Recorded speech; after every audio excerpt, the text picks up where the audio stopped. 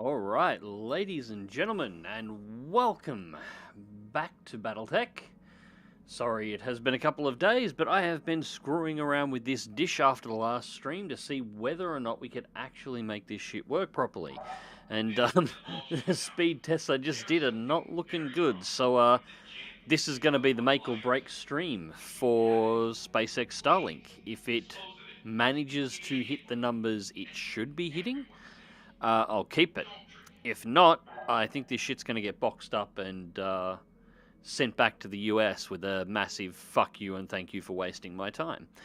So, yeah, for those who didn't join us on the lovely Twitch stream the other day right after it arrived to test it out, we were maintaining a pretty solid 25% packet loss across the board, along with multiple disconnections, and the stream was cut short due to the entire net just randomly dropping out at one point. Today, if any of you happen to be on my Discord and have checked the lounge, you'll see I'm getting speeds through the dishy that are apparently slower than what wireless NBN in Australia is capable of, which is actually kind of oppressive considering NBN is possibly the worst internet in the Western world, and NBN Wireless is probably the worst version of the worst internet in the Western world, and somehow it's faster than what Starlink's pulling this evening. So, and I can see already, oh yeah, this is beautiful. We're already on a 42% packet loss, guys, so I think this one's going to be pretty short. Yeah. This thing's shit. Unreliable. Breaks down constantly, and every single good report that I've read on it is now reading like fucking propaganda. I am fucking stunned at how bad this is. And my chat doesn't even appear to be working now, or is it?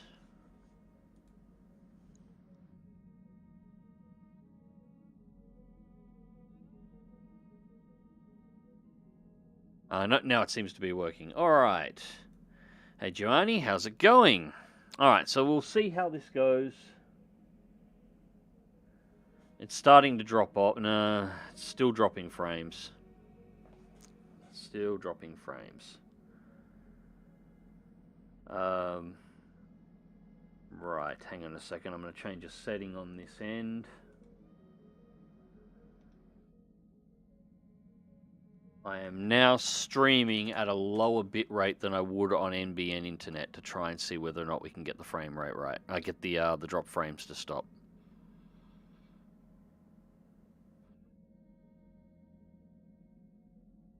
I lost 42% of my packets. It would still be massive.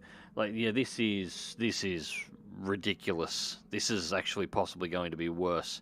Yeah. Alright, so we're going to try a couple of things on this. Right now, we've just had a Comstar News Bureau message pop up. So we are going to do a couple of missions here and just see how it goes. So it is the 10th of September 3030. We're still on Tarragona, where we finished our last flashpoint. Now what we're going to do is a couple of not flashpoints, just a couple of missions here. They're pretty low difficulty, but we can make a little bit of money, pick up a little bit of salvage, and just get a couple of pilots rotating through some missions before we run off to the next flashpoint. Because the closest one, and likely the only one we're capable of doing at this point, doesn't expire for 174 days. So we've got time before we've got to deal with that one. Anyway, Comstar News Bureau, citing Captain General Janos Marek's lack of resolve to retake the worlds lost in the Fourth Succession War, and after a half-hearted invasion brought the wrath of the Lyrian Alliance on FWL territory, Duchess Catherine Humphreys declared the Act of Incorporation null and void on the 11th of this month, sparing no time. Interesting, the news is out on the 10th and it's happened on the 11th. I assume this would be last month.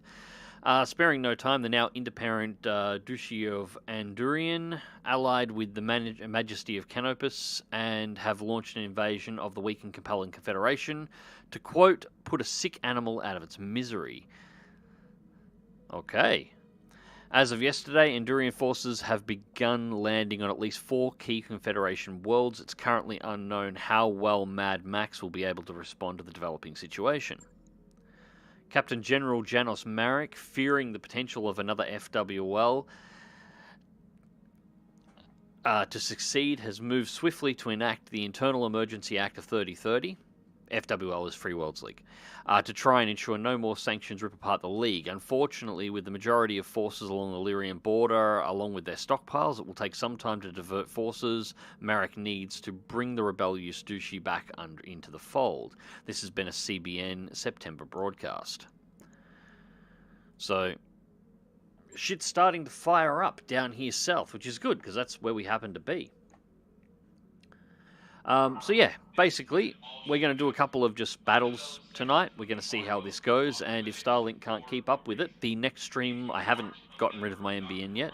The next stream will be back on NBN, and tomorrow part of my job will be pulling the dish down, putting it back in its box, and issuing a refund. So I've got a 30-day period to test the dish, where I should get a full refund, and I am more than happy to send them back all the speed reports, because I've been doing since the first stream, been doing essentially a day and a half of full testing on Starlink, monitoring every dropout, every drop of frames, every packet loss, exactly where it's happening in every step and every jump of the network to see exactly where it's failing. And it basically turns to shit the second stuff hits the dish and leaves. So, yeah. So just quickly go through some chats and then we'll get onto this. Watching a 9. Hey Mag, sorry to hear about you being burned by Starlink. As a hobby astronomer, I've been pissed at it for some time, but at least you had hope it might work for you. Well, the thing is, this was, speed-wise, this is the bit that pisses me off. If you do the speed tests on it, outside of the ones tonight, which were abysmal, as I said, I popped the things up in Lounge for it, but I did 3 tests with 15-minute breaks in between. I got a download speed of 13.96, that's megabits, and 2.36 up. Then I got 12.38 to 5.48, and then 3.28 down and 8.24 up. Now, 8.24 is about as fast as I'll hit on NBN wireless going up, but I'm really normally stable at about 60 to 70 down. This is below NBN wireless speeds. This is below the worst internet that's available in Australia's speeds. Like, it's impressive to be this shit. It takes effort to be this shit.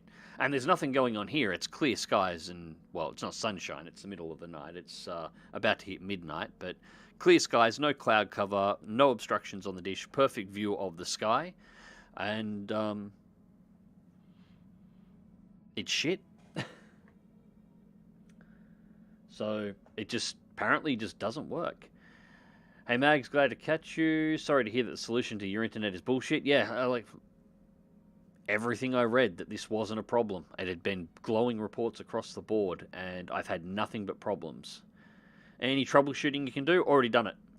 First thing that Starlink tried to do getting in contact with them was to blame my home network, even after I'd already showed them, because I knew they were going to say that, already done a full breakdown of my home network and provided test data to show that there was 0 problems between my computer and the first hop, which is when the information leaves the dish and begins to make its way to where it needs to go. So the first step on my home network was perfect, no problems at all, and then immediately started suffering packet loss as soon as it was off the dish. The other thing they wanted me to do was to hard power cycle the entire Starlink and then let it update, and it was going to take a 24-hour period. That's why I didn't stream last night, and I haven't been doing much of anything since that first stream. I did a hard power cycle on that night, gave it 24 hours to do updates and to recalibrate and do all the bullshit that it has to do.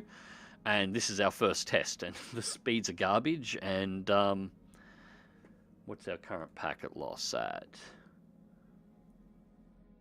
We're currently floating at a stable 29% packet loss, which means we're actually worse than the stream to Twitch. Jason Phillips, hope you're doing well. I'm actually doing better in most areas. Back's up sore. I decided to get into the housework pretty seriously this afternoon, and Buddy messed up my back a little bit. But otherwise, my only issue at the moment is getting this stuff out to you guys. SpaceSat connections are really hit or miss, and considering Starlink is still in starting stage, the connection will be garbage. No, Rainmaker. SpaceSat connections are usually hit or miss, but the way Starlink is advertised, and even with the number of satellites it's up at the moment, its connection should not be this bad by any way, shape, or form. But it is. This isn't a geosynchronous satellite. This is a constellation of satellites in low Earth orbit. Thousands of them.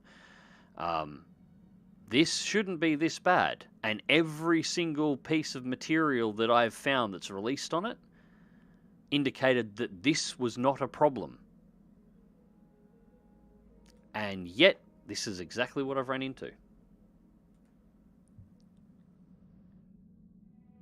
Oh, is the dish turning out to be utter bovine duck? Yeah, pretty much. So chat is about 3 minutes slow from my point of view. It could be I'm 3 minutes slow. I'm just catching up on everything.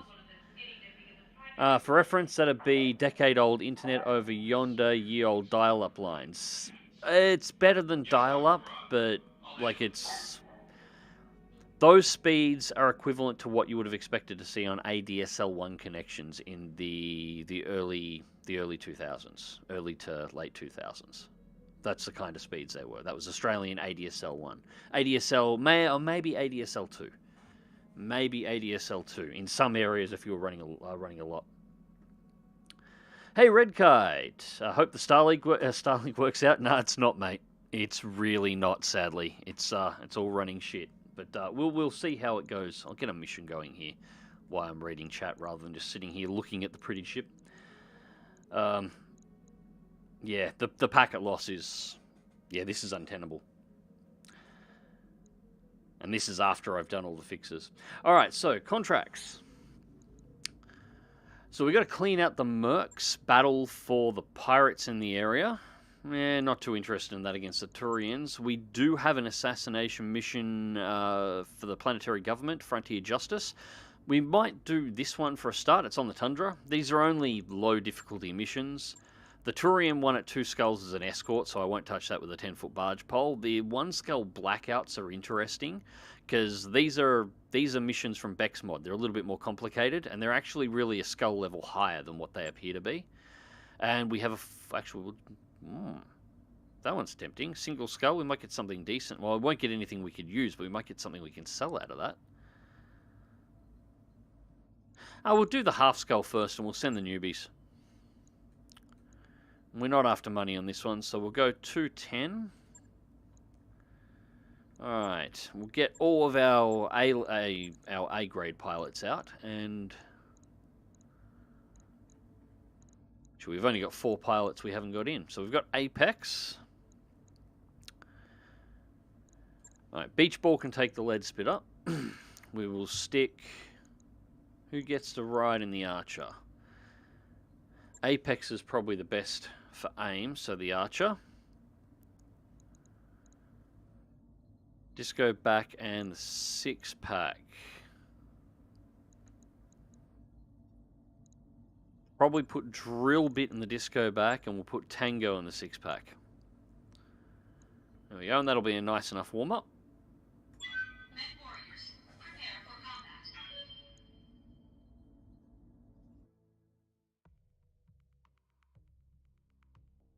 I heard through my works grapevine that there is some known issues with Aussie Starlink connections at the moment. Keep at it, mate. Hopefully it's a short-lived thing. I've only got a very limited window to actually get my money back on this. Otherwise, I have to wear the cost. And Starlink costs over $1,000. So if they're having issues on this end, then they have not notified any of their customers in Australia that they're having critical issues that are causing massive breakdowns on this end. So that's another thing. This is the other part of it too. The Starlink customer service has been a nightmare. Like trying to get in touch with them has been a pain in the ass to begin with. And when I finally got a response, as I said, I gave them information to show what the problem was, to show the problem was completely after the dish. And their issue and their first comment was that the problem is probably on your home network, even after I'd already provided information preemptively to prove that that wasn't the case. And their fix was turn it off and on again. And that was when I finally got onto them. So I'm not impressed so far. All right, so I'm probably being really harsh on Starlink here too, Joanne, as well.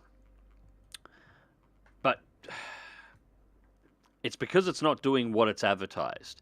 That being said, I don't think it's a bad service. And that's going to sound really funny considering what I've just said.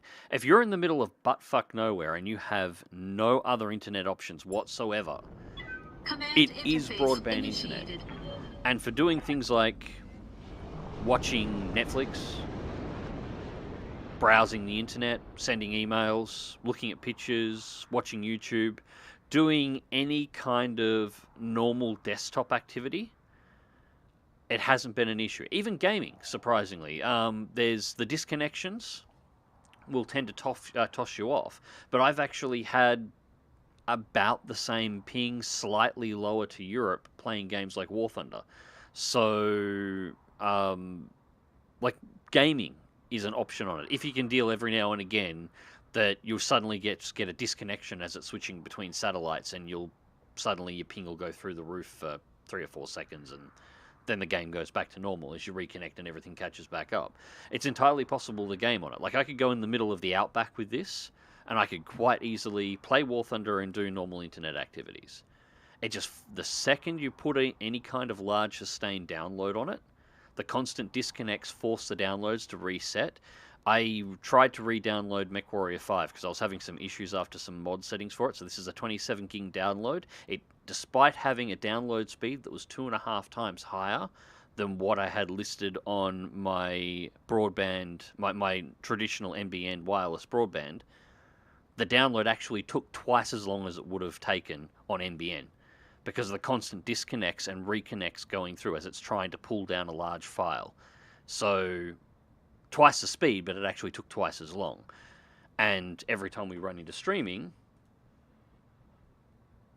the arse falls out of it. All right, we're down to 23% packet loss now, according to the software I'm running. So it is slowly getting better. If I play this for the next 5 hours and it continues at the current rate, we might actually get it down to the 2%. Because this is the issue. Starlink's claim is, packet loss on satellites does happen, but their claim is 2.5 or 2.7% packet loss over a 24-hour period. That's what they claim, compared to what I'm seeing here.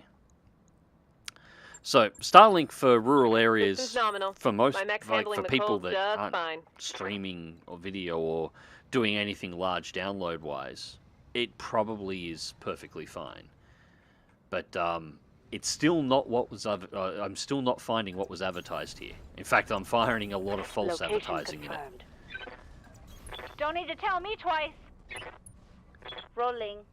Been reading Red Kite. Been reading the old BattleTech books. Just got done with the Warrior series, Davian invading Lao, which is right about 3028. Does the game reflect the invasion? Yes, the Davian Lao border at the moment is a giant shit show. That's where we are. This is where we've been getting all the flashpoints and doing all the missions at this point in time. It's messy at the moment at 3030. There's a lot over, and it looks like we're about to start seeing the St. Ives Pact start forming at the moment, or it already is in the process of forming. So yeah, it does, and the borders will change for everything else too. For example, we will see the clan invasion in about 19 years, give or take. Copy that. Copy that. Also, for a one-skull mission, this is going to be... we are a little above the tonnage touch. Spirit Fox, have you tried turning it off and on again? Yes, I have. Waiting for orders. Alright, so we have a mech. Oh, that's right, this pilot... yes. I'm not on my other save, so this pilot can't actually see the tonnage. So 3 vehicles and a mech is all we got at the moment. So this will be the enemy forces.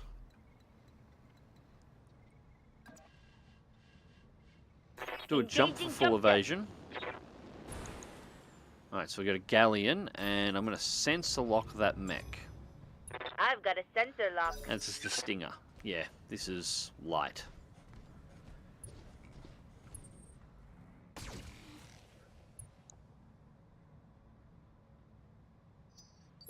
I mean, it's broadband internet that you can get in the middle of a war zone. Exactly. Like, Commander.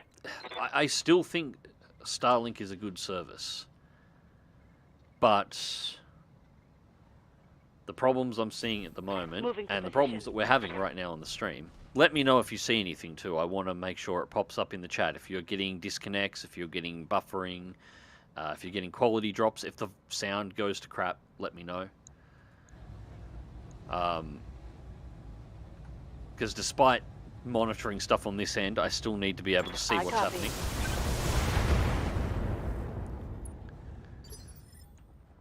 Good to go. Uh-huh.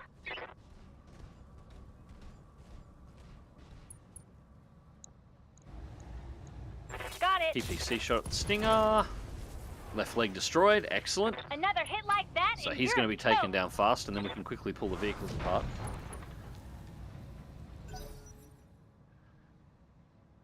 Right. And now Standing Apex, and this is going to be horrible.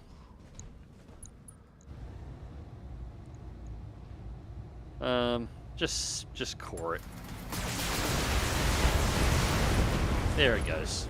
Enough of the missiles got through to finish the job. That's a kill. Pardon me.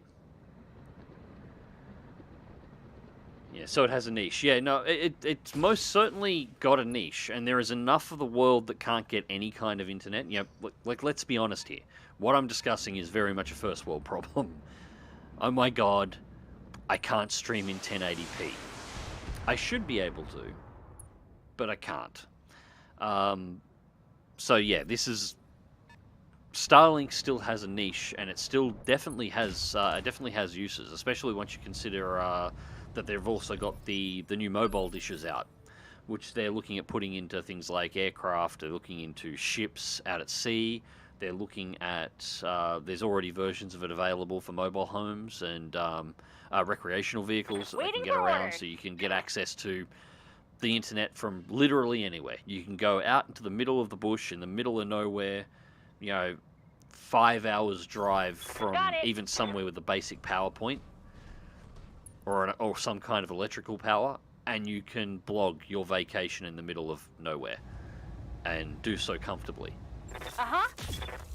There's a spot for Starlink, but Smoked 'em. This isn't it. If at any point its performance drops below NBNCo, I'm wasting my time. Oh, the worst internet that NBNCo can offer too. I'm wasting my time, and I'm wasting my money. Because it is twice the cost of any other internet that's available in Australia. It's actually close enough. Yeah, it's close enough to being almost half the cost of getting enterprise-grade commercial internet. Vehicle down. Which I'm not getting on this end. I'll just go. I'll just stick to streaming BattleTech and deal with it. I copy. I mean, it sounds like pretty horrendous customer service. You know, I wasn't expecting the personal touch that I'm used to for customer service, because obviously Australian internet and Australian population is small enough that we actually get on the phone and we talk to a human, and it's not a call center. Like my normal internet's with Aussie broadband. Enemy vehicle destroyed. It's not a... Yeah, I'm getting warnings up on this end. The stream's current bitrate is lower than the recommended bitrate. Yeah, okay. Yeah, alright. Yeah, I'm getting warnings. Okay. Yeah, we normally get a relatively personal touch. You know, I deal with a human that's inside of Australia. It's not just a call center. It's usually an actual qualified tech and blah, blah, blah, blah, blah. So that's nice. And I wasn't expecting that, because obviously Starlink's got a couple of million subscribers worldwide right now. So I wouldn't expect that kind of customer service. But to give you an idea, to put in a ticket, if you go to the service section... like to actually, like customer service, to put in a ticket to say, look, I've got a problem. You get a huge list of potential problems that you can search through. Makes sense, you know, you find the problem and see if there's already an answer that's available. Okay, you don't find an answer. So, okay, normally there would be a little, okay, so contact customer service button. And you would click that and it would allow you to submit a ticket where you can type in what your problem is. There was none. There is no button for you to click to bring that up, or at least none that's visible. There is one, but at the bottom of each of these articles, it's got one of those, thumbs up, thumbs down, was this article helpful things. The only way to access the customer service ticket is to give it a thumbs down. You know, the little thingies that almost everybody ignores when they're going through things trying to sort out a problem? Yeah, the customer service ticket button's hidden behind the thumbs down, and there is absolutely no indication that that's where it is until you click it. So that's where they hid it. It just disappears in there. So you've got to click the button in frustration, or go and read up and find out where they actually tried to hide it in order to find out where you're actually submitting a ticket. And then, as I said, the response I got back, I'm not sure it wasn't automated. There was some wording in there that seemed like almost like somebody did read the information enough to actually respond, like a human. But at the same time, with Starlink's automation and the software that buddy Starlink, SpaceX, and Tesla is into, I'm not sure it wasn't a computer that read part of the message just enough to personalize an automated response. So I don't know if I've actually spoken to a human to get a result. Whoever responded most certainly didn't look at any of the images or any of the files that I linked. So, What can I do for you? You betcha. alright, so top of the hill up here on the other side of the swamp is where the main target is. Probably should go through to sprinting, although I want to get beach ball up there first, so Up jump high. to the edge of the forest, and we have a contact, and it is, Sensors locked on. it's 4P Hunchback. Yeah, it's not terrible. You'll pull some parts out of that, and it's at about 50% armor too. So it should be relative. I can probably kill that thing with the lead spitter. The rest of the firepower is What's up, not boss? really needed. Ready for orders. Alright. Well, we'll sprint everything Roger. uphill anyway. Full speed. Your problem sounds like a paradise to me. My connection here is 5 megabits. Yeah. Yeah, that's what I mean. Like, it's Starlink for appropriate areas. If you had even worse connections than what I have available, Calling it. and I pity anybody who does, I hear ya. Starlink's probably a godsend. Or people that just can't get a stable connection at all of any kind. It's probably a godsend. So, like, it's, credit where credit's due. The system does what it would need to do Waiting for probably orders. for most people most of the time. But, that's not helping my case at the moment, Copy that, unfortunately. Commander.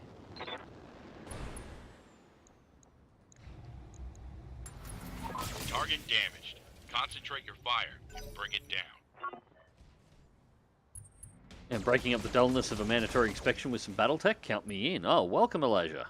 I'll try not to rant about Starlink too much during the stream, but Waiting for orders. let me do let me know any interrupts if you get Roger. any buffering or anything else that runs, because this is kind of the final test. If everything else has failed and the numbers are all terrible at the moment, well, they're not terrible right now. They're perfectly fine. The problem is nothing's stable. There's no stability in the connection, so I need to know what you guys are seeing. Locking on.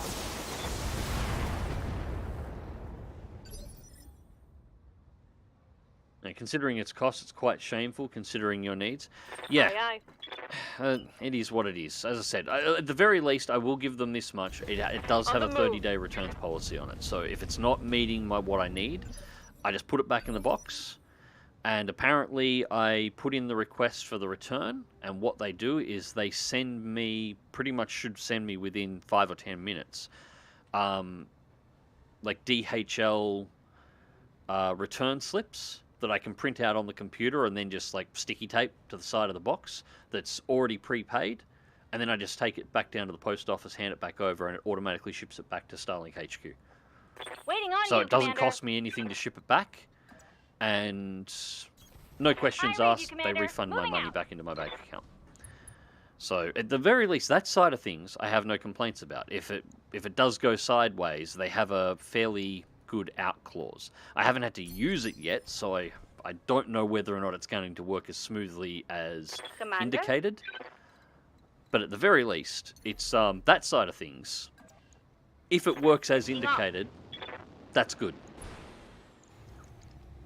Right, let's see if we can break some stuff on this guy. All right, heat sinks destroyed. That's good. A critical hit. I don't want to hit him too much on one side. We want the pilot to bail out if we can. And that's a lot of lasers.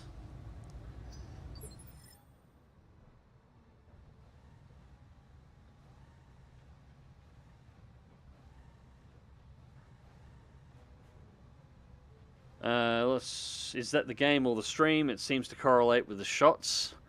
If there's sudden frame drops as it's switching over to the camera modes, it's probably the stream itself. Move order received. Putting my weight into it. Everything on this end's playing smoothly. Just for a reference. Commander? No frame drops. 60 FPS.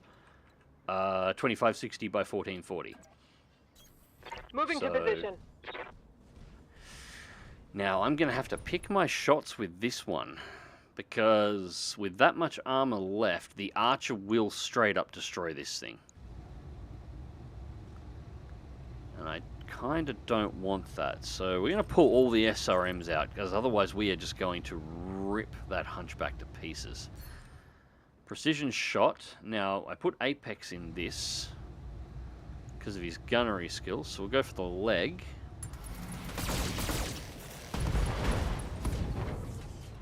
And we pop the left torso. That's gonna hurt. Not exactly what I was looking for there.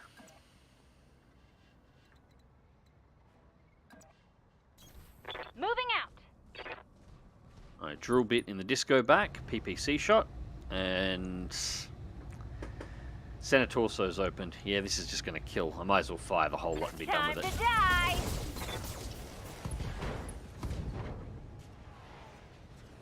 Yeah, critical hit. I'm amazed that did not blow the torso. I was expecting the center torso to go then. Standing by. I'm there. Alright.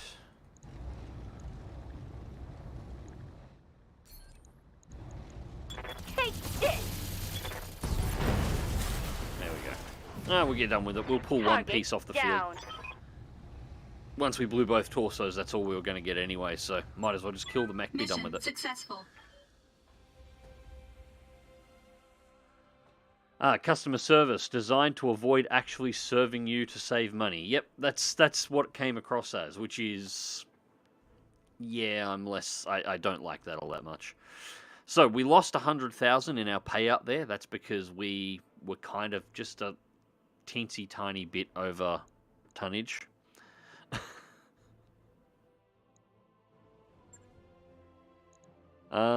Right. And nothing really to recover out of that outside of the components. But that's alright. We can afford to wear a little bit of money here. We're sitting up at near 5 million, so we're doing well.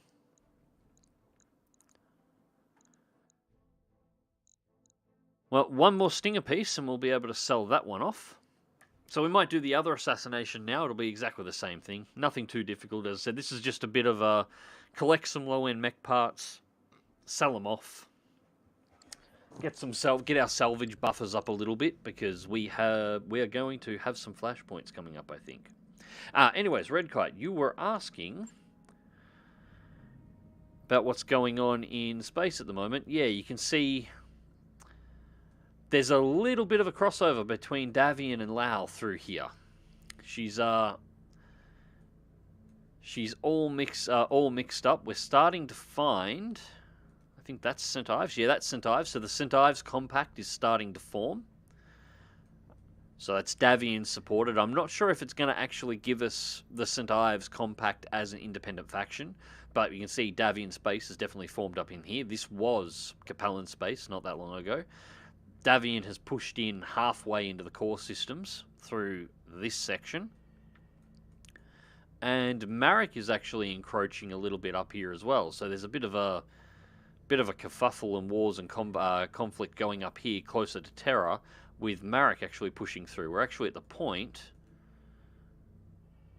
So that's Federated Suns. Yeah, Federated Suns and Marek are actually touching borders now, up in the northern section. So this little bubble of Capellan space at the moment has been cut off, as the factions are tearing into one another here. So, and the fight that they were talking about before, that we got the news article on, that starts up around here, and I believe it's somewhere through this section of the Free Worlds League, a new breakaway state forms, and that's what it's talking about. And they get a new one in here. I'm not sure. It's an isolated Capellan planet in there. But yeah, I'm not sure exactly which planets it's going to be, but I'm pretty sure it's somewhere around here. A whole new state forms inside of the Free Worlds League. So that's where we're up to, and I'm waiting for more flashpoints. I'm hoping some more flashpoints are going to pop up. The only one we've got here at the moment is Criminal Minds, which is a 3-skull. We could potentially do this. It's a bit iffy on the weight, but we could probably pull that one off. I'd like to get something decent, at least one more decent mech before we try. We've got 173 days, and we have had some that are popping up outside. So we've still got the Helm. This one pisses me off that we can't do this one, but it expires in 44 days and it'll take 78 to get there. So we can't do Betrayal at Helm, but there was, here it is. I spotted up here. So the Long Hunt, which is Draconis Combine versus Davian forces on the Dracom Steiner border. Not sure why Davian's so far deep up into that border, but that's 3.5. So we wouldn't have been able to do that one anyway. But we're starting to get flashpoints popping up in other areas, which is good. That is good. Right. Let's get the next one up, and I will catch back up in chat. So dug in deep. We can do the Blackout. We'll do Dead or Alive. We'll do Dead or Alive Martian assassination mission. Although I should probably let time roll for just a touch, because all of our pilots need a break.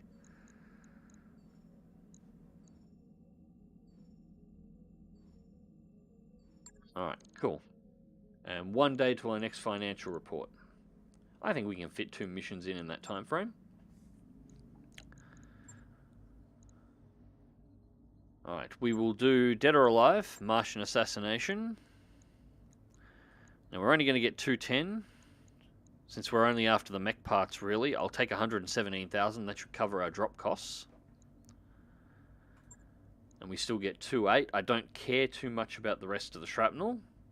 We'll run the B team on this one as well, and we might drop our tonnage down a little. Although we haven't. The problem is we don't really have anything out at the moment that would be useful. Everything's, we kind of stored up all of our lower tonnage mechs. Nah, stuff it. We'll just pay this and we'll pay the bill. That's fine. It's only 100k each drop. It's not a major deal. Alright, same team. Deploying.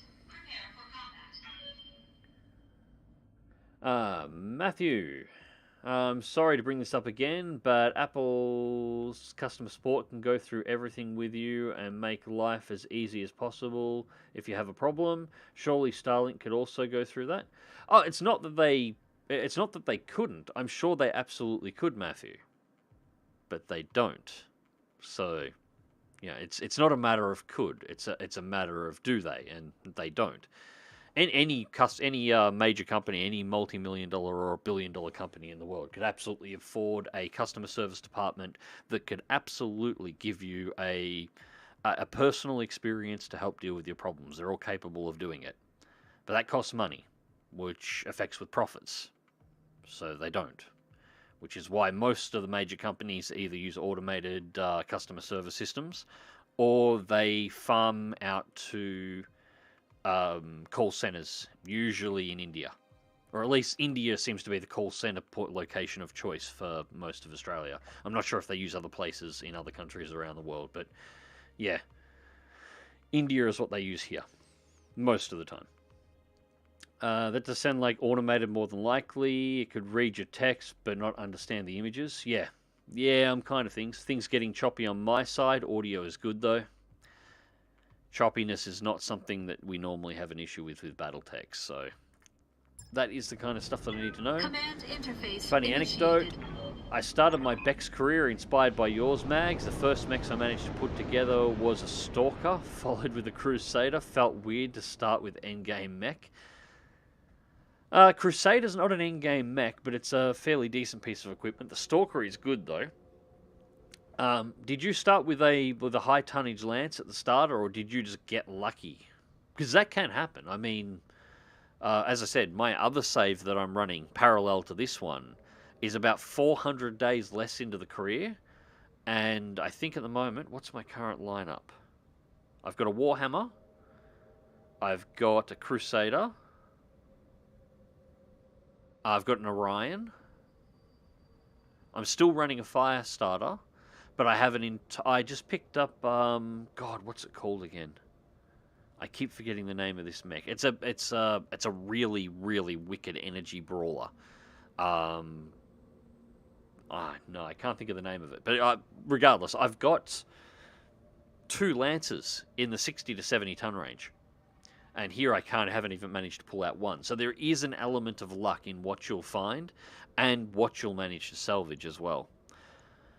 I would probably have better Lancers and have been having better luck if I wasn't looking for 4 parts. But the 4 parts makes things a little bit more interesting. Alright, so we're only contracted for a single target here, but we both know that won't be easy. Oh, I disagree. That looks like just a Wolverine, I think. I think that's just a Wolverine. Could be, actually, could be a Phoenix Hawk too. We haven't encountered a Phoenix Hawk yet, so it's probably a Phoenix Hawk.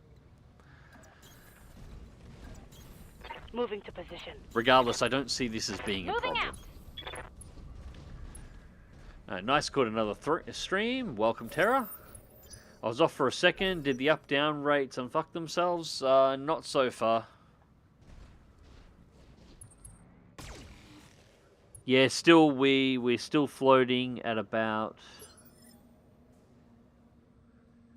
Actually, we're dropping off. We're down to 16% now. So we're 16% packet loss, which is still too high. But the numbers are slowly improving over time. Right. I'm not going to go for the jump evasion. I'm just going to take the 4. And we're going to pop the sensor lock on the Locust, get rid of its 2 evasion pips. Yes, Commander. And now we can just slam this thing in the face. I copy. Locking on.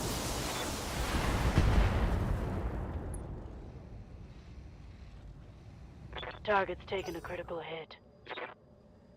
Oh, feel free, wear your ears for your technical woes. No. I don't want to annoy people too much with it. This is just... It is frustrating. I've been looking forward to this for a long time. Threw a lot of money into it. I was just about to order a... there's a third-party company here in Australia that builds...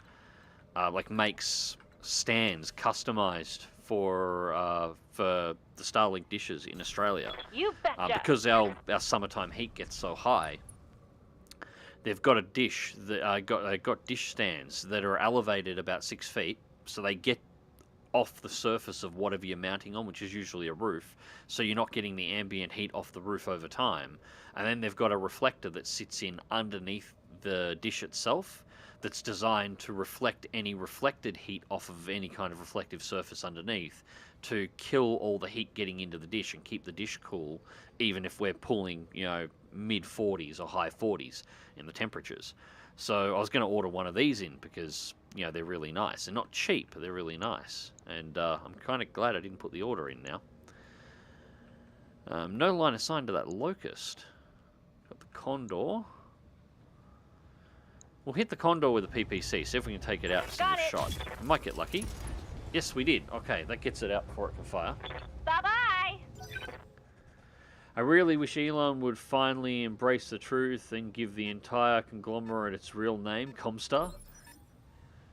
No. See, we've discussed this. Comstar is actually Apple given interstellar control, although now that I think about it... Alright, the end times are happening. The end times are happening and Starlink is and Comstar is forming. If SpaceX and Apple ever merge, if that happens, like, it's game over. We're done.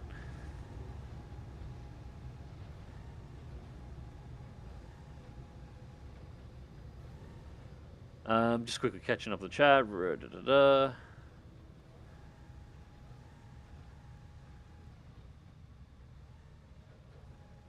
Yeah, when the camera moves or you shoot something, it's pretty choppy. Well, Starlink error quality, it is not. Sadly, no. Sadly, no.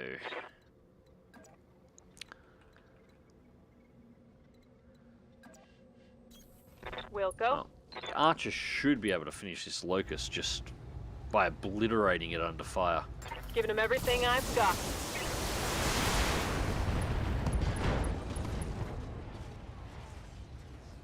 Reporting critical hit. Not quite. Pretty close. Hey, the devil... God, dude, 20 bucks. Again, stop it. No, thank you very much, man. And sorry, I'm running behind on the things at the moment. I still don't... Because I've been playing around with Dishy, I still don't have the Super Chat notifications and stuff set up yet. But thank you very much, dude. Yeah, I will be getting those set up. I'm in the process of making them at the moment. I'm making custom ones. I'm actually downloading episodes at the moment of the BattleTech cartoon. And some of the cinematics from some of the older games. And I've downloaded a bunch of files that have all of the voice clips for Bitching Betty and some of the voiced NPCs inside of all the MechWarrior games. That's, you know, 2, 3, 4... Not 5. We don't want 5's voice acting, but trying to pull down the rest of them, and I'm trying to make little short, custom, you know, just custom clips to pop up. It's taking me a little bit of time. I would have probably had a few of them done, but I've been kind of focusing on other things. But that will be a thing, just to customize the stream a bit, since like BattleTech's not going anywhere. BattleTech will be here. We'll hopefully be streaming some other stuff at some other points. I'm not sure about the flight sim stuff now because my bitrate's not going to get any better than NBNco. So strategy games are in, turn-based games are in. Flight simulator stuff, unfortunately, I think it might be out.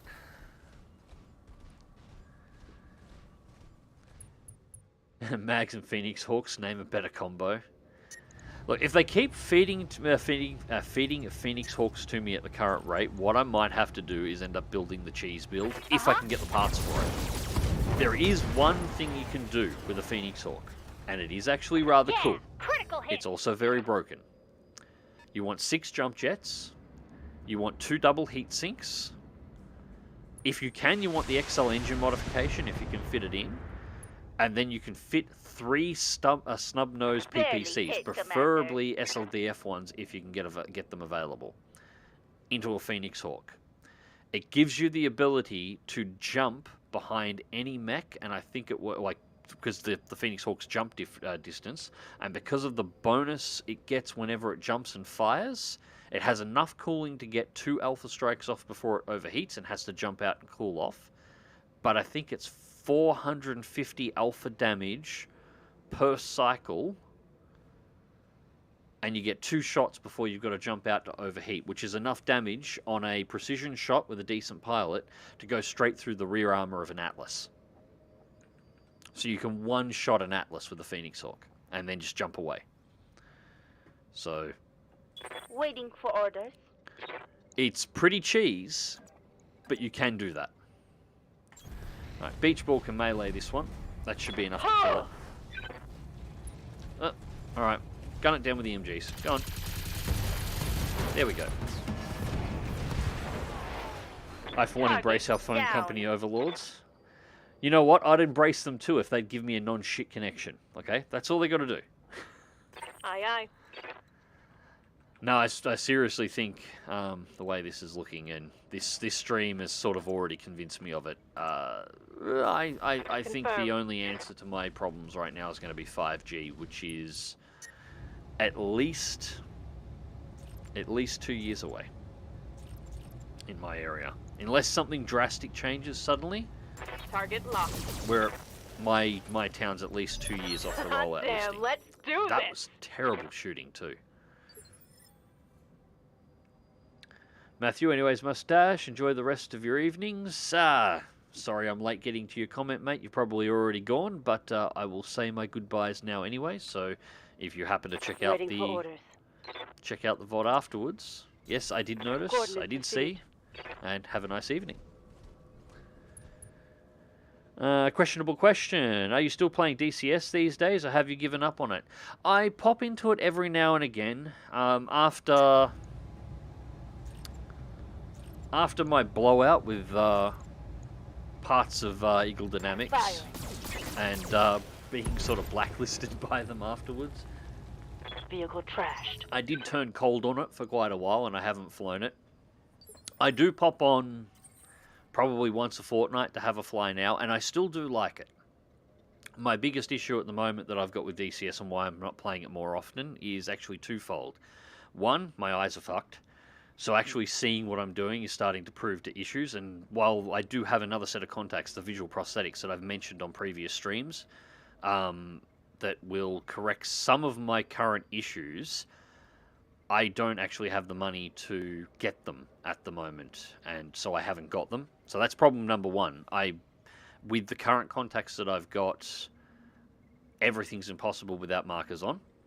Everything's still probably going to be pretty difficult with markers, without markers on, even with these new contacts, or these new visual prosthetics. I remember, they're not contacts now. These new ones are actually visual prosthetics. But regardless, I'm probably still going to need that now, but that makes things a little bit more difficult to organise flyouts amongst people that want them, don't want them, so on and so forth. And the second one is with my back being, the injury I did to my back, I can't get in my sim pit. I can sort of hook controls up enough to be able to fly something like Microsoft Flight Simulator or IL-2, but things get a little crowded trying to mount all of my SimPit controls on the edge of my desktop, so it gets a bit frustrating. So I just haven't been loading it up to fly. My setup time to go and do an hour or so of DCS is close to half an hour just to get all my kit sorted out at the moment, and it's just. Yeah, that's the main thing. So the VR is a pain with my eyes, and then the back's been a bit of a pain. Standing But by. at least the back is getting better. So hopefully that one will go away soon enough, and I'll just have to work out what I'm going to do. I'm definitely going to start doing some more DCS videos again soon enough. They're just probably going to have markers in them. Coordinates received.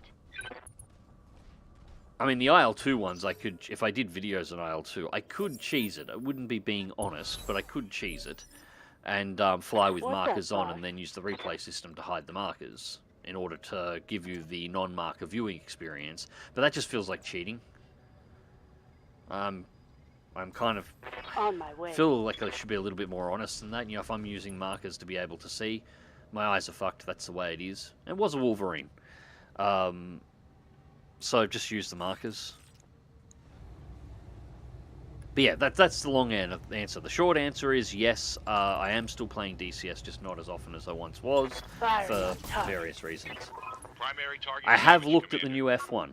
I haven't flown it, I don't own it, I don't even own the Apache yet, sadly. I'm actually interested in the Apache, but I have been watching the videos on the new Mirage F1, and that does look very cool. And I am hoping to do the MB335, actually make a video on that soon enough. Because I did a video on that. I've actually been in contact with the developers for that one.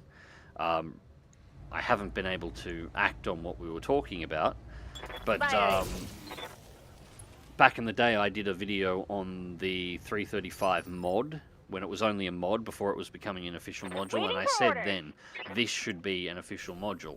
Or apparently, a couple of the guys over there remembered me making that video and actually asked me if I wanted to take a look at the DCS one and show it off as an official module, which I absolutely do, because I have no doubt that's going to be great. Here we go! I'll also be covering there, because they've also done a version of the 335 for Microsoft Flight Simulator as well, and I'm actually going to be doing a video on that one too. Just, yeah, I haven't been able to fly much recently, so I haven't been able to act on those. The 335 for Microsoft Flight Simulator, I already own. I've got that one, so that one will be probably sooner rather than later. Looks like we are... It's the best way we're going to do this. That gets me maximum evasion. And then... precision shot, and see if we can pop the leg. Yeah, most of it hit the torso. I hear ya. It is what it is. If SpaceX and Apple merge, you would really would have the precursor for Comstar. Yeah. Yeah, you absolutely would. Want some more, huh? It's okay, as I said, DM to annoy you and super awesome sticker for an awesome dude seem fun.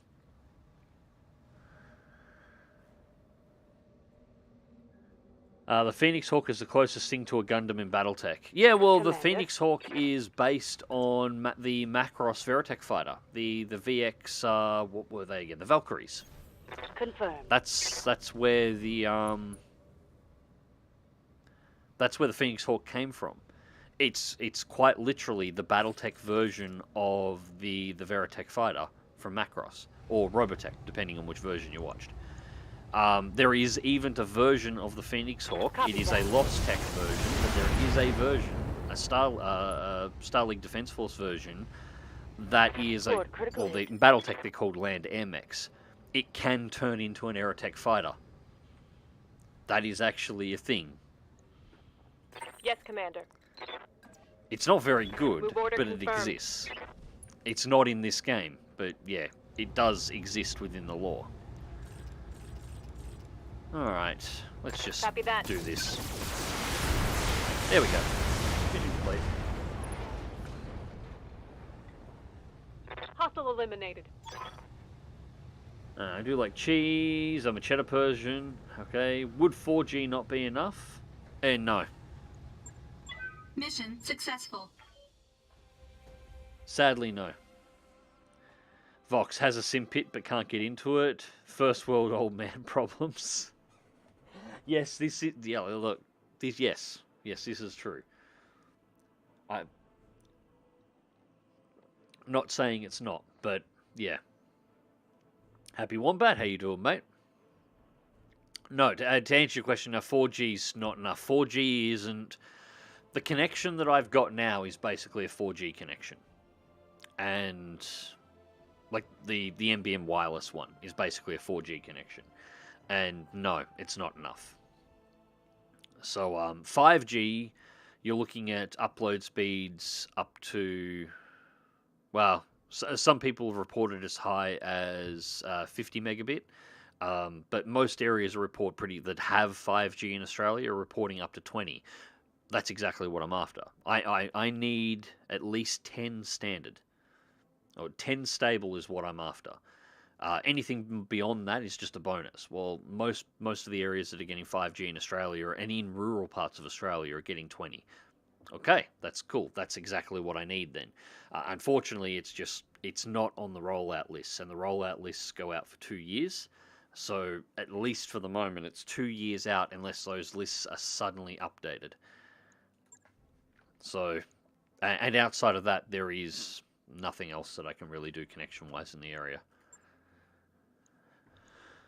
Alright, well, we'll grab the Wolverine component, and we will grab the Stinger component, because that gives us a Stinger we can sell, and we will let the random roll do its thing. We've got an AC-5, 2 quantity MGs, we've got a bunch of jump jets, and some SRM ammo. Okay.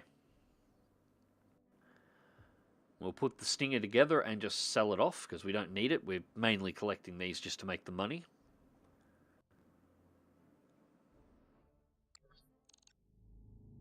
Better a blind kangaroo than a lying Tommy. Yeah, that's my opinion on it.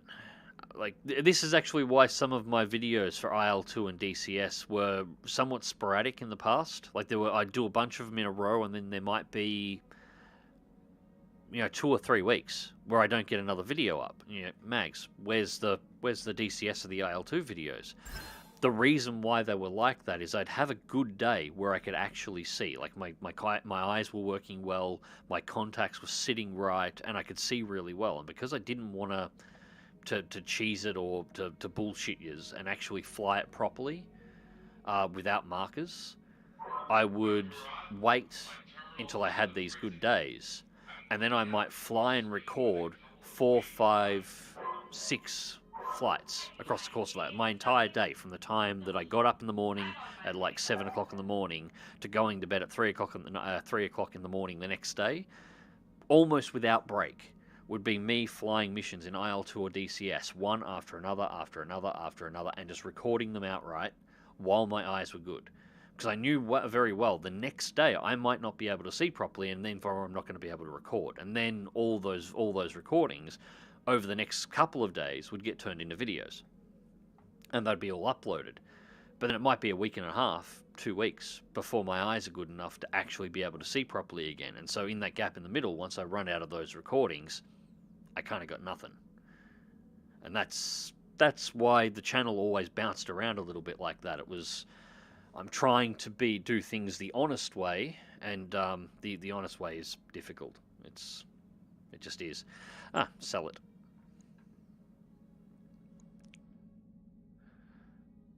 Comstar and the word of Musk. that works far too well, Zero.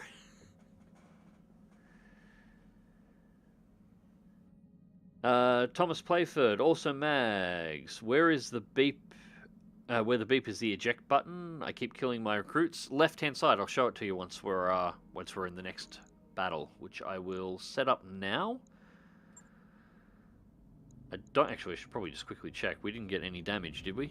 Anything major? Nope. Perfectly fine. Cool. Thank you very much. Alright. Contracts. We're still 1 day out. So now we'll do... We got the Blackout Mission. Now, these can be a bit odd. These are part of BEX mod. These are missions that are... If it says 1 skull, these are really a 2 skull. 5 skull missions on these are a nightmare to complete. And there's a whole bunch of shit that can happen in these. They're really unpredictable. Essentially, the AI has a lot of opportunity and a lot of options on how it can create this mission for you. And a lot of things can happen, and there's no way to predict which ones are going to happen. So these are fun. They can be surprisingly hard despite the difficulty level mentioned. So we will do...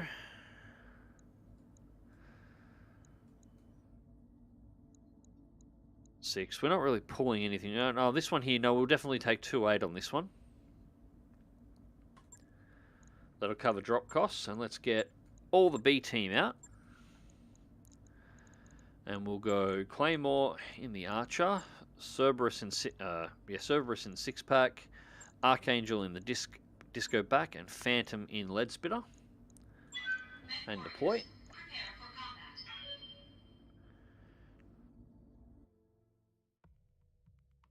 Joanny, Mags, I think it's time to succumb to a happy bundle of old strategy games. I think the graphics overlord too much. Yeah, Well, this is actually why I'm looking at I've actually got a couple of these already installed on. Like I've mentioned previously, whether this Starlink worked well or not, sometime soon I'm going to sit back and start streaming Homeworld. Because Homeworld 3 is coming out soon enough. I haven't checked the release dates on it, but I know it's coming. So I want to play through the entirety of Homeworld 1 and Homeworld 2 remastered, because I fucking love Homeworld. And I think that'll stream perfectly fine, even on the NBN connection. I've mentioned XCOM is probably going to be a possibility. Turn-based strategy will be perfectly fine through most of this. Anything that doesn't have super amounts of activity on it. The disappointing one is there was some FPS titles I wanted to stream that just are not going to be options now. I might be able to do videos on them, but I'm not going to be able to stream them. So that kind of sucks. Or if I stream them, I might have to drop them back to 720p and hope that they are clear enough to be watchable, which I don't like. The other one is I was looking to do another run through of Kingdom Come Deliverance, and I wanted to stream it. If I do that now, that's going to have to be 720p, and I think that'll be pushing the connection. But it's 720p. It will still be better than what we're getting now, because yeah, no, we're sitting solid. We have made an improvement for the last stream, but we're sitting on 15 to 16% jumping around packet loss. The previous stream to Twitch was 25% standard packet loss. So. All right, landing site secure. Let's do what we agreed, Commander. Scout that area, that data relay, and take it from there. Good luck. All right, so to explain these... All right, so it's this map. Right. When we get here, there will be a trigger, and there's like 6 or 7 different things that can happen when we hit this zone. So I don't know what's going to happen. We could be attacked by turrets. We could have mechs drop on us. Like, there's a whole bunch of stuff that could happen. That's going to lead us up to here, where there is another trigger and a whole bunch of random stuff that can happen.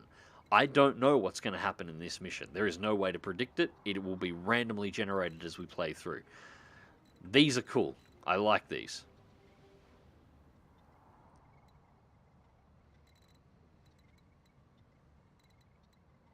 All right.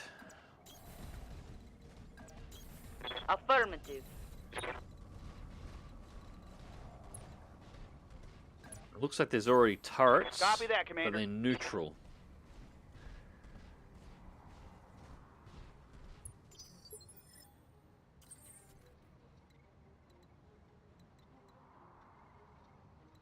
Blackout missions, no thanks. I like these. I like the random chaos you can get. And to be clear, by random, I do mean random. I explained in a previous stream, there's 2 sort of mission difficulty managers inside of BEX mod. The default vanilla game has a mission difficulty generator or an algorithm that can potentially make a mission 1 skull easier or 1 skull harder. And then BEX mod has its own one that can make things 1 skull easier or 1 skull harder. Now, these blackout missions are about a full skull level above where the difficulty level says they are. If we roll Snake Eyes and get the worst case scenario on both the mission generators, this jumps automatically to a potential 4 to 4.5 skull mission. At the difficulty level we're on right now, I have played one of these before at 1 skull, and I've had an awesome dropped on me. So you can get an assault mech drop in one of these as an op force. So this is why I like them. There is no way to predict what you're going to run into in this. Unfortunately, it's the only awesome I've ever actually seen in my other playthrough. I've got one part of it. Rolling. They are...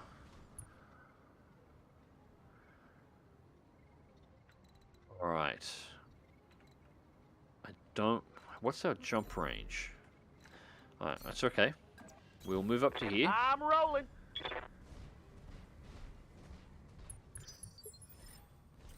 Right, so turrets are still shut down. We'll get all the mechs stacked up here at the corner, and what I'm going to do is jump the lead spitter to the target zone. So it's got maximum Nope, we got too close. Alright, we got a Lancer mechs dropped in. Looks like we walked in a full assault commander, contacts a hostile and incoming. At least the data relay has some kind of turret defense. They're booting up now. Alright, so the turrets are ours. That can go both ways. The turrets can stay disabled. The turrets can enable for the enemy as a booby trap, or the turrets can enable for us. It looks like we've got the turrets, but the enemy Lance is against us. And what do they got? We got a quick draw, so we got a 60-ton, Wolverine, and a Wasp. Alright, so first impressions, I want that quick draw. Ready to rock. Like, no messing around. I want receiving that you. quick draw. That quick draw is going to be mine.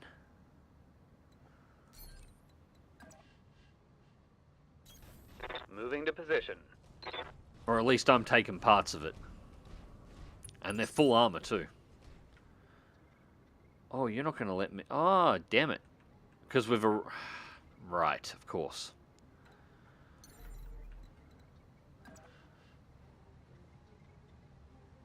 Engaging jump jets. Fine. If that's how it's going to be. Because we got caught in between turns, we don't actually get to move and shoot this turn. But the turrets are going to get first shot. Cool.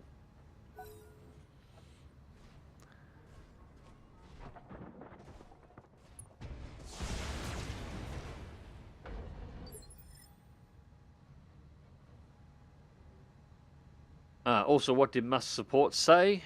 Basically, turn it off and on again. What are your orders, Skipper? That was it. Alright, so I'm going to lock the Wasp. Get rid of its evasion bonus. Got a lock. And then we're going to slam the Wasp just to get rid of it, because I want to focus as many mechs as I can on trying to knock the legs off this quick draw. Jagged Alliance 2 can make some good streams, in my opinion. Actually, yes. I haven't played... I'm curious on what that looks like now with all the mods and changes and updates and remasters that's been done, because the last time I played Jagged Alliance 2 was when it first came out in the late 90s. I haven't touched it since then. Which it came out at around about the same time as the original Total Annihilation. So that could be really cool, because that was an awesome game. Jagged Alliance 2, like, no screwing about. That was... If XCOM Terror from the Deep didn't exist, that probably would have been my favorite turn-based game. It was just genuinely good in every level. Can I get... Yes, I can. Get the six-pack out. Let's go. Just slam the Wasp. And finish it off. There we go. Cool. Mech destroyed.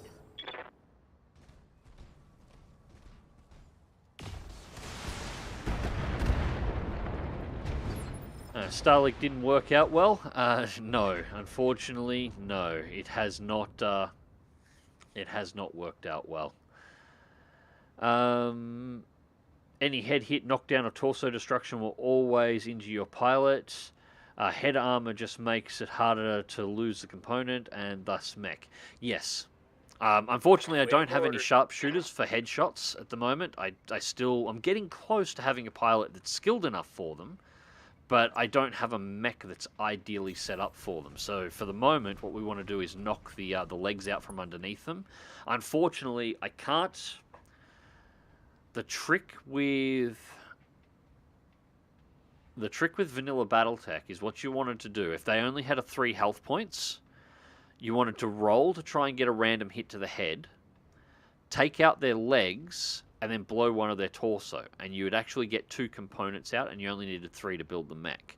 The second you blow a torso component on this one, you drop to 1 now. The only way to get 2 components, the only way to get 3 components out of the mech is to take its head without destroying any of its other components, or to get the pilot to eject without destroying any of the other components.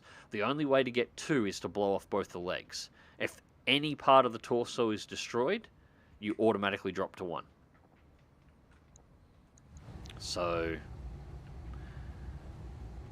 and I don't have any precision shots saved up at the moment, so we are just going to slam this quick draw.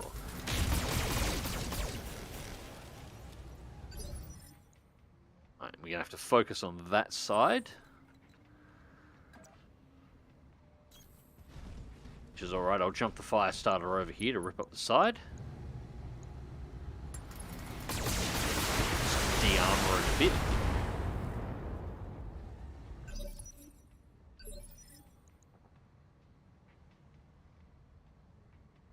Confirmed.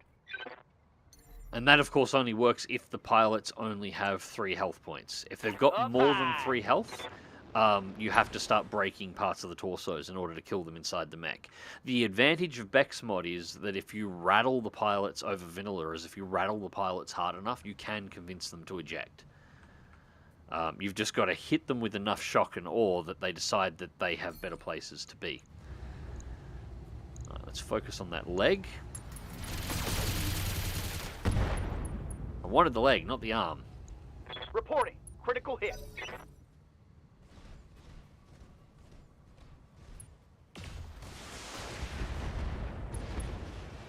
Oh, lost one of the turrets, but that's alright.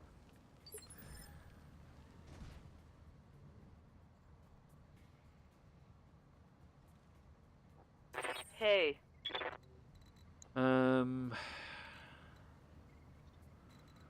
6-pack probably...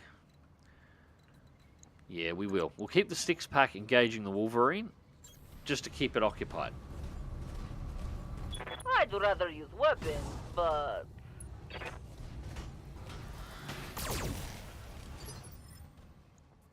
I'm your spaniel. Alright, going. PPC out on the disco back now.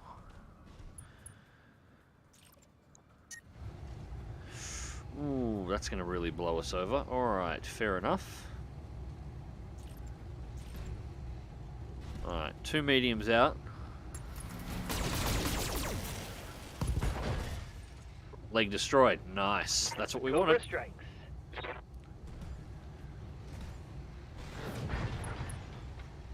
Pilot injured.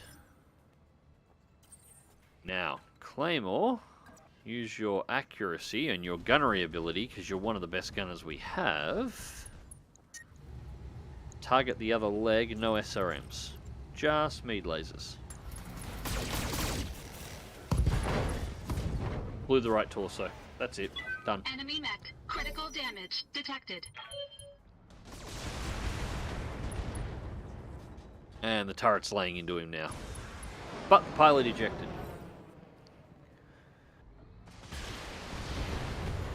Right, so now we'll just smash the Wolverine.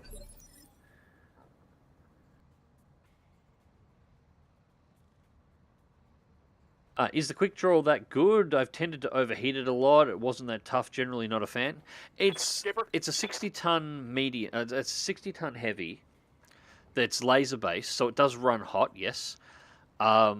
It's not a frontliner. It's not heavily armored, but it can carry a lot of firepower. If you set them up right, they're good secondary mechs. So you don't want to face tank with a quick draw, but you do want to run a quick draw is a really good mech to run as your support damage dealer. So one mech is tanking, the second mech is supplying the firepower. The middle ground between ideally I'd prefer a dragon, but Here we go. there's no dragon on offer, so you take what you can get. That hit something good. Standing by. Acknowledged. Mags, if you do Jagged Alliance 2, install 1.13, the fan-made patch. Yeah, well, I'll definitely make sure it's up to date with whatever the current best community patches are. That's a game that'll be heavily supported. Taking the shot. Actually, that's probably another thing that I could stream as well. It's probably the only real first-person thing, but that's because of its age. Although there'd probably still be some jerkiness to it. But I don't think it would matter. I have been, in my own personal time, having a little bit of play with What now? Daggerfall Unity, the remake of Daggerfall. That's actually really cool.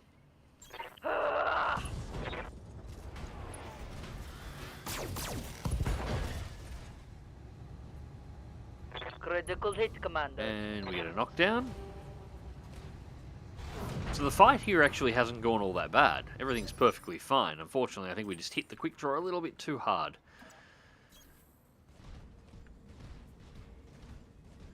Did I try Star Citizen?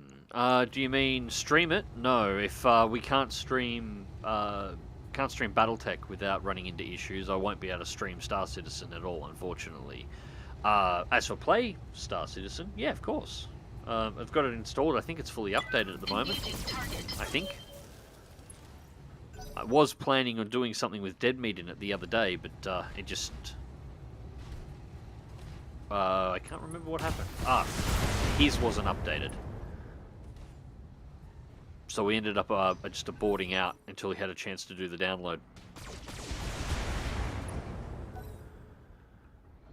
Yeah, I've been meaning to have a pop around and have a look at the new water features and raid some of the new bases on the ground. Apparently they fixed up some of the AI problems for the first person stuff, and there's a bunch of really cool ground missions in now. So, and I do have a whole bunch of ships in Star Citizen that have been sitting there for a while, just waiting for a purpose. Engaging target. I did see the Morphologists managed to get 100 people onto a... what is it? The space shot, 980 jump. Managed to get 100 people onto that simultaneously while it was being flown. So service stability has clearly been improved as well, which would be nice.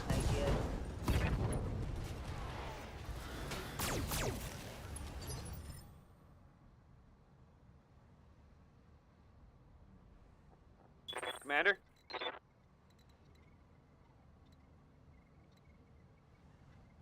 Yeah, Jagged Alliance 2. Jagged Alliance 2 came out at around about the same time that MechWarrior 2 Mercenaries came out, as I recall. And I think those two games... I'm actually just going to shut the disco back down for a turn. Those two games may be directly responsible for my interest in really any game that lets you play the role of a commander of a mercenary company. Because I adored MechWarrior 2 Mercenaries, and I loved Jagged Alliance. So those two are probably responsible for that particular interest. There we go. We either came at the right time or the worst time. Good job dispatching that assault. I fear that's not the last of them, though. Expect more Op4, Commander. Yes, I am. I'm expecting at least one more full lance. So yeah, you can see why I think it was Zero in here before said, screw blackout missions. If you see a one skull blackout mission and you've got maybe a 45-ton Phoenix Hawk, a couple of 35-ton fire starters, and a Locust, and oh yeah, one skull mission, I'll be able to knock this over, and you suddenly get a quick draw drop in. You can see why people... I can understand totally why some people have very, very bad thoughts of these. I like them, but I kind of know that the second you accept a blackout mission, shit's going to go sideways. That's going to be a thing. There's no avoiding that. But I can totally get why people would be less than fond of them. There. Okay. You got it. I watched the hell out of a JA2 stream. First discovered it a couple of years ago. Such a great game. Yeah, it was. It was mind-blowing when it first came out. Reply Starlink, sounds like you've been switched to the upper layer of satellites. That might be changeable. Your original results were probably from the nearest layer. I don't think that's the case. They're too... There's a lot of jumping around and jitter, but the problems are too predictable. Advancing, I guess. And you're supposed to switch to the lower layer anytime you get high data usage. So if the system is working correctly, I should already be on the lower layer because I'm streaming and I'm on high data usage. And yet we're not seeing any meaningful, like the difference between 25 frames lost, like a packet loss of 25% and a packet loss of 15% is it doesn't matter.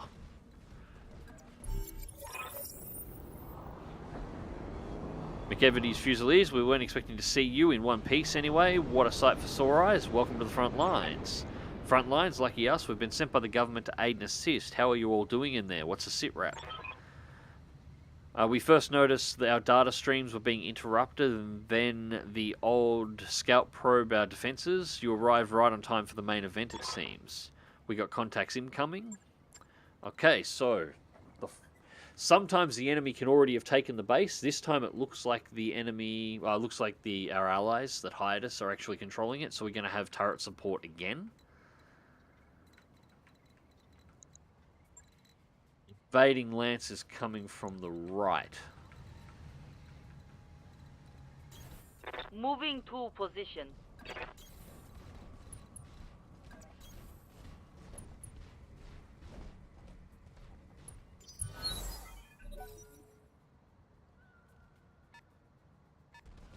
A DMG mags, but yeah, where's the eject? Oh, yes, of course. Sorry.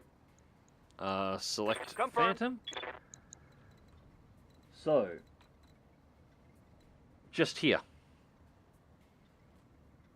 So you see you've got your structure bar, your armor bar, and you've got the little red button in between, the name in between. That's your eject. So you've got that, and you've got withdrawal to the top right-hand corner to pull your entire lance out. But that's the one you're after.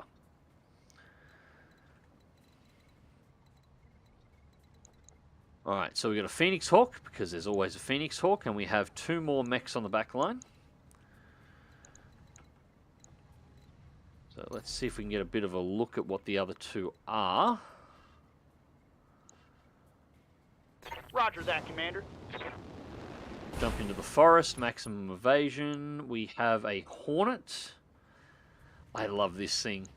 It is so derpy looking. We still haven't got one. Look at it. Look at it. Look at these massively...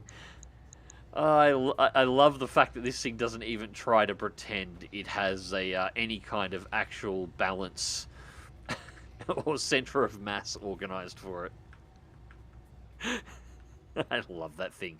Hopefully there's enough parts in that we can cover it. I might actually keep that. Not because I've got any use for one, just because I like the derpy mechs. Let's see That, what and you that one got. is very, very much an original design from early BattleTech.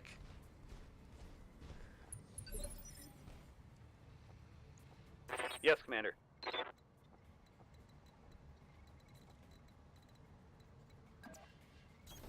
I'm walking here. Forgot about the extra fire starter before getting the Stalker. Have to apologize for false info. Bah. You got a Stalker at the start of the game. That's great, dude. Alright, let's... So, we'll just cycle the PPCs. I'm not going to cycle at 35% on the Phoenix Hawk, but 65% on the PPC. Open up some of that chest armor.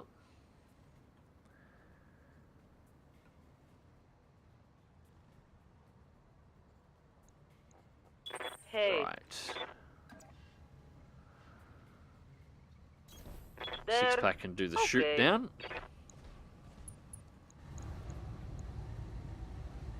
Just die. There goes a big chunk of its armor. And a rifleman. Ah. Well, now that's interesting. Don't really have a place for one, Full throttle. but I wouldn't mind grabbing some bits anyway.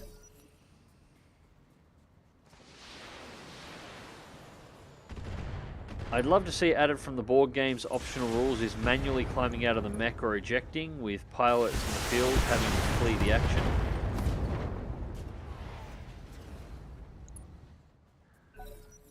Well, you've got the manual eject button, but you just don't have to flee the field. It's just assumed that the escape pod was pushed out of range and to safety. Although pilots can get injured during an ejection, so an ejection doesn't guarantee that you're going to be able to get away completely scot-free either.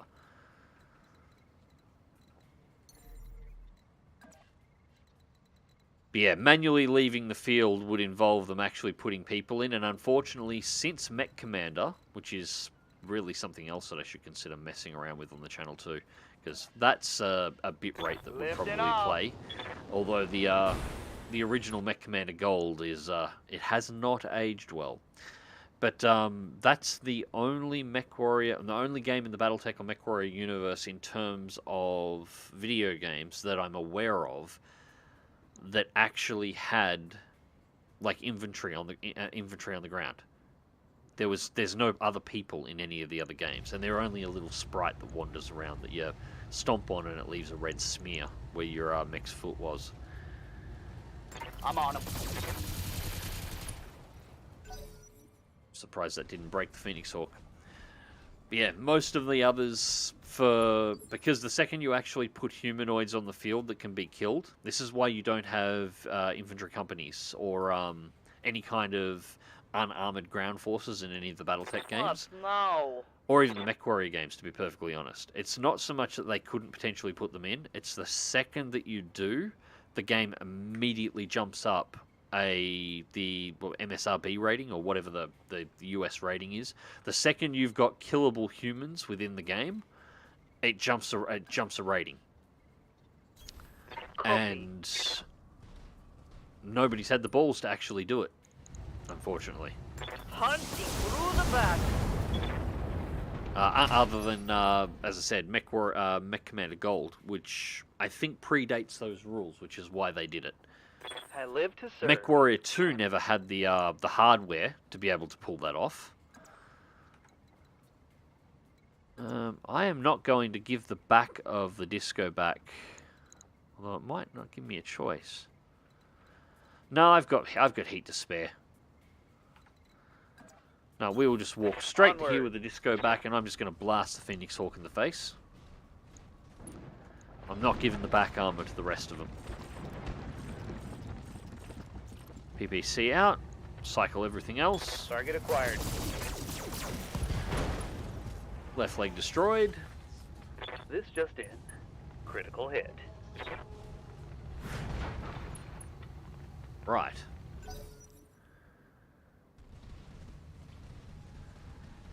Hey Space Viking, welcome to the stream. Sorry for the jitter. You can thank Elon Musk for any dropouts, buffering, jitter, or anything else. Tonight we get to complain about SpaceX rather than NBN Co. Because it seems to be just a case of it's always going to be something.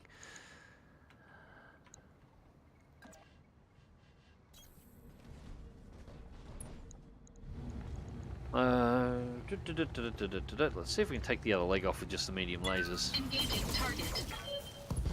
And shoots the torso and blows the right torso. Enemy mech. Critical damage detected.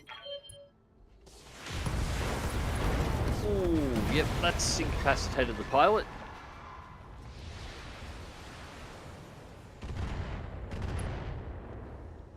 That's the LRM turret from the other base. The LRM turret for the other base is getting in on the shots now.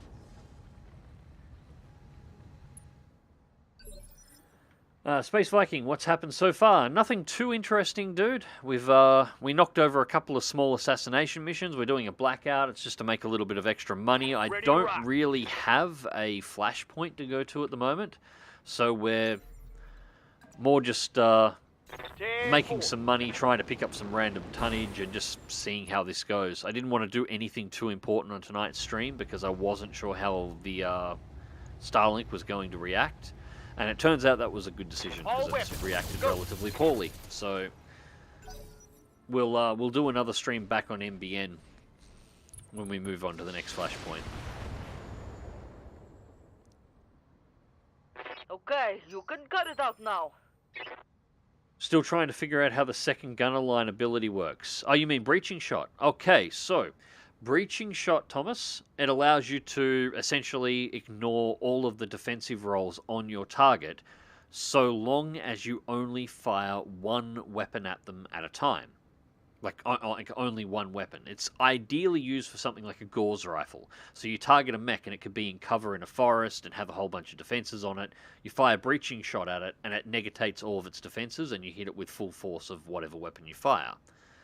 the provision is you can only fire one weapon. So whatever you fire, it's got to be a good one. Now, there is one small proviso on that. If you use the first ability in the gunnery line, multi-shot, and you target 2 independent mechs and you fire only one weapon at each of those mechs, you will get breaching shot on both targets because you're only firing one weapon at any target, at a single target. So you'll get a breaching shot bonus on both. So breaching shot is ideally used for something like a Gauss rifle, so a mech carrying a heavy sniper weapon that does really large amounts of damage, and usually with a precision shot, because, you know, for obvious reasons.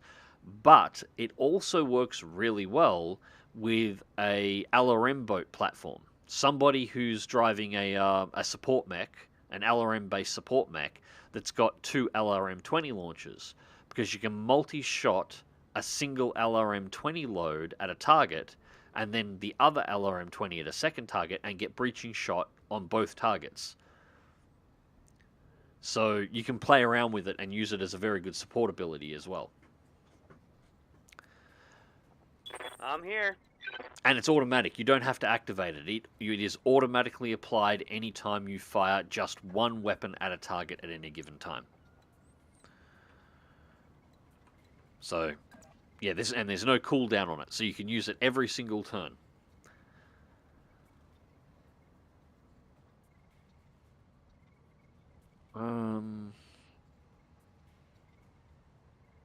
Yeah, screw it. Let's get the disco back down there. Let's pop the Hornet and then see what we can do with this rifleman.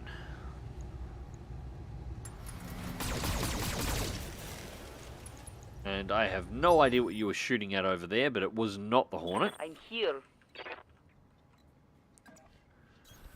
Okay, let's go.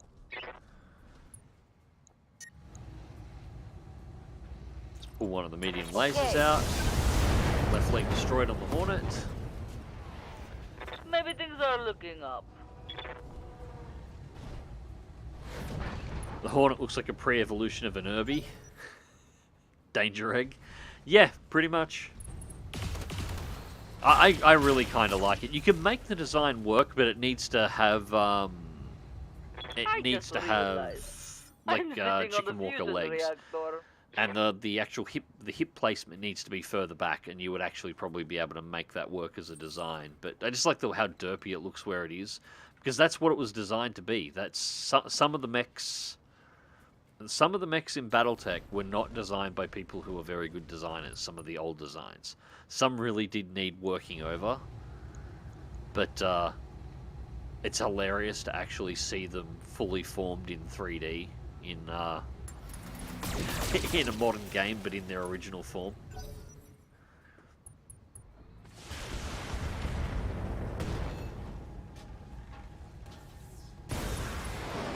Hey, and he's bailed out. It's a 10 Warthog mech.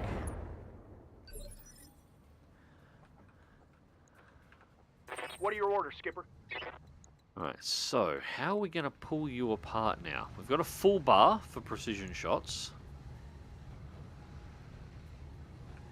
You're already near overheating.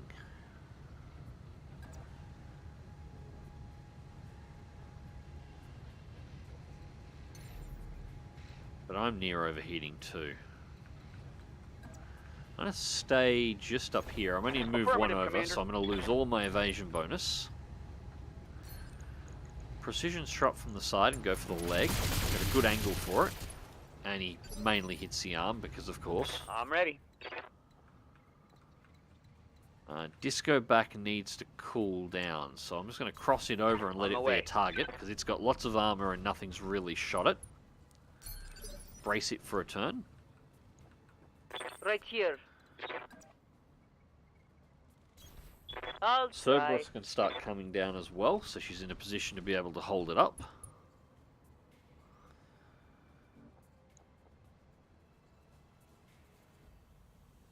You can brace for a turn too. Everything needs to be cooled off. I can afford a turn of this guy shooting at just about anybody. Archer, right.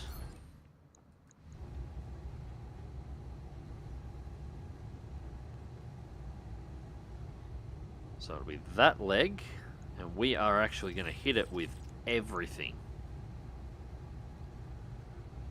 Don't hit the torso. Please hit the leg. All weapons committed.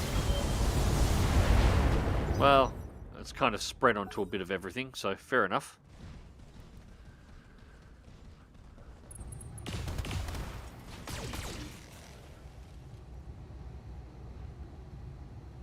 Warning. Armor low.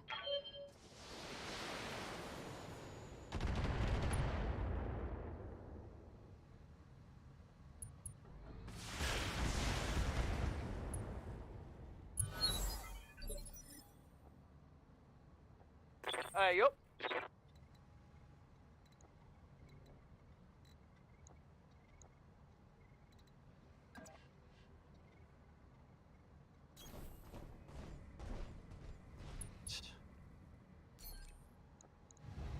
That leg is opened up.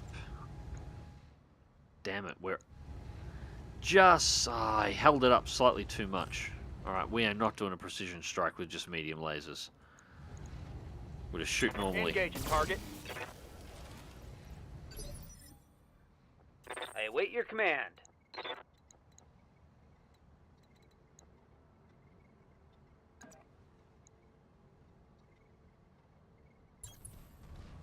Risky, but the Hunchback's got the bonuses for it. Got the torso. Damn it. Yes, Commander.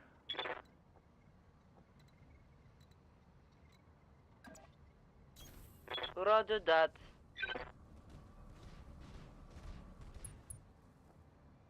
Alright, we can still maybe try and convince the pilot to get out of his mech. Copy. Left leg destroyed. Critical hit, Commander.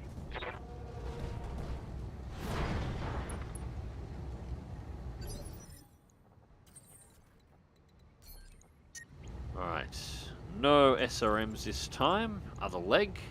Engaging target. And we hit the engine straight away and blow it up. Okay, fair enough. Enemy mech destroyed. I think we did a little better on the quick draw, to be honest. Mission successful.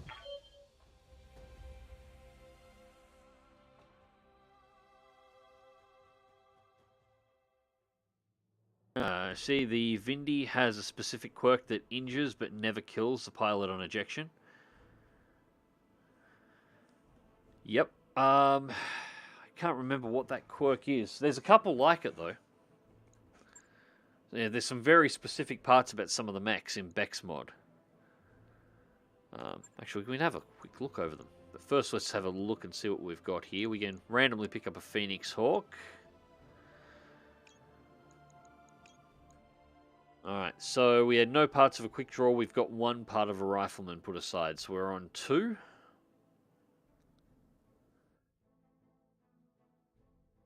Well, we'll see how the random roll goes. And we got the Hornet component, not the Phoenix Hawk. That's a shame. Maybe I should have grabbed the Phoenix Hawk component, because then we would have pushed up to... Yeah, that would have been a push to 4. And then we could have sold it. Oh well, no matter. AC5, LRM10, SRM4s. Yeah, actually kind of a shit load out of this one.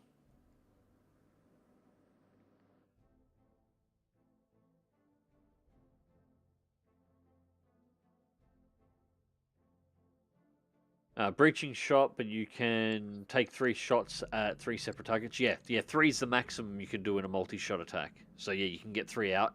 Generally, most of your fire... The reason I mentioned 2 is generally most fire support mechs will only have 2 LRM-20 launchers just because of their size, unless you're dealing with something assault class. So, you know, if you've got a catapult, you know, C4 with 2 LRM-20s on board, multi-shot and breaching shot, load 1 LRM-20 at each target. It's actually surprisingly effective. Does a lot of damage really quickly. Gusty, I know I asked before, but have you considered adding the extra drop mod? Works just fine with BEX. Yes, Gusty, I've mentioned this a couple of times. You need to install that mod before you start a career. If I install that mod now, it breaks my save games, in which case the last, what are we up to, 40 or 50 hours of gameplay is deleted. the mod breaks saves. You've got to have it installed before you start playing. If you do not have it installed, you can't continue to play your game without having to put it in. And also, while yes, it does allow you to have 8 mechs, the reason why it breaks saves, just to explain it, then it's not made clear unless you start looking into the specific details of the extra drop mod. What it does, it doesn't just allow you to bring 8 mechs, because they didn't want the mod to interfere with the difficulty level of the game. It also doubles the amount of mechs or amount of enemy forces that will be deployed on any mission you face. So if you face 2 Lancers on a mission now with 4 mechs, you have the extra drop mod on and you play that exact same mission again, you'll get 4 enemy Lancers for yours. When you install it on, it's not just you're going to get twice as many mechs to play with, haha, this will be fun. It's the enemy is going to get double its forces every single battle, which gets hairy by all accounts when you drop in 2 Lancers of assault mechs and the enemy gets 4 to 7 Lancers of assault mechs. Things can actually make things a lot harder rather than easier as well. So real question is it Starlink or didn't you pay your Comstar bills? I like that Space Viking. Well, the Hornet could work. The thing is, fission engine is the majority of the weight, and that can only be in the torso over the spindly legs. So the beer barrels are not just that heavy. The beer barrels out the back are massive jump jets, or they're supposed to be. As I recall, anyway. So, yeah, no, the thing should be off-center. The mass doesn't work. I reckon the Hornet would spin and faceplant the second it lit those jump jets. Yeah, I think you're right there, Red Kite. Still, I love the design, because it is vintage BattleTech, and it's just funny as shit. I think it's great. I've said in the past, I don't want them to remove any of the vintage BattleTech designs. I don't want them to get rid of the original Atlas design. And I like the new Atlas design, but I want them to keep it in. I think what they should do, or whoever gets control of the BattleTech license next, yes, the remakes for a lot of the mech designs, some of them are good, some of them I don't like so much, but, 6 and 1/2 dozen to the other. They're the new designs, and they're going to be accepted as the new designs. Keep them, but keep the old designs as like early prototypes or development stages, or an Atlas, like the old Atlas design, for example. Some of the versions of that could easily be a new Atlas design that's been broken up that much that it's had replacement parts put in to a sufficient point where the mech is actually looking different than it should. Like if parts of it have been broken down and it had never been repaired back to what it actually was, keep them in, but keep them as rare prototypes, early developments of various mechs that have somehow survived all the succession wars, or just, hodgepodge backyard mechanic jobs that have been put back together. I think there's a place for those. And then you keep the original designs, at least the ones that aren't going to cause issues in any copyright areas, although I'm pretty sure all of that is solved now. But regardless, keep them in the game as a way of, or in the universe as a way of remembering that this is what they originally looked like, and make them a little bit of a thing to find. I think that would be cool. Alright, so mech-wise, we have taken no damage, and I don't think there's much left here in the way of contracts to knock over. Yeah, we've got an escort mission, and we got a half-scale battle on the Tundra for the pirates. 1-scale attack and offend for the pirates. And I've got no interest in going to Portland. I don't want to go to Portland. No, we won't do that. Alright, so what we're going to do is we will start working on our sway back. Get its fit set up before we take off so it's ready to rock and roll. So, weapons.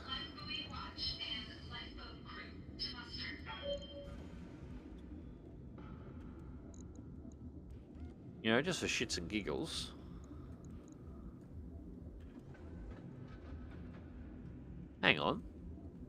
Alright, this is a different swayback layout. That's very different.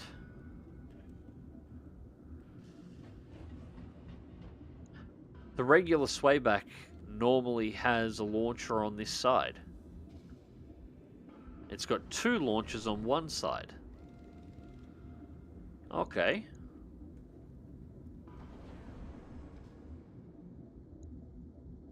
You go an LRM-20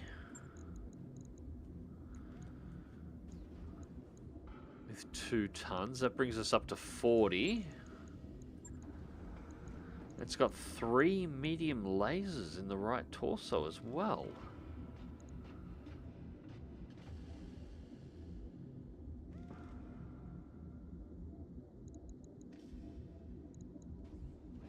Yeah, this is different.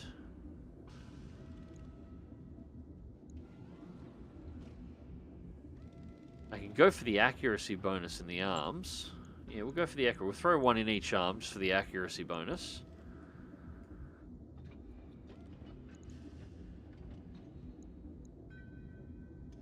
Go for 4. Heat efficiency is garbage, but that's to be expected. Let's max our armor while we're here.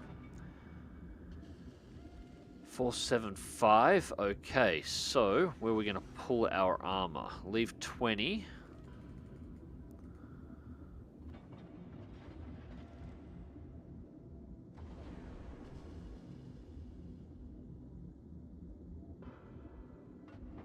Go 25 rear, and let's pull 5 out of the front for 45. Cool, that works. That works.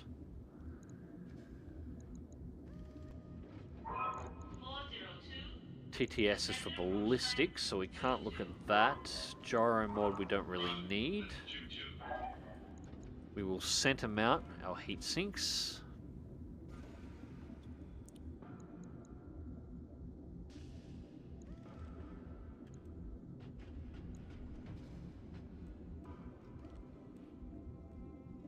The heat efficiency is not bad.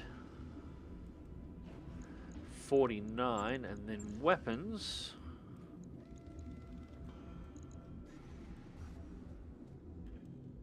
Alright, double plus LRM-20, 4 medium lasers and 2 small lasers in a Hunchback chassis. With reasonably good, for maximum armor and reasonably good heat control as well.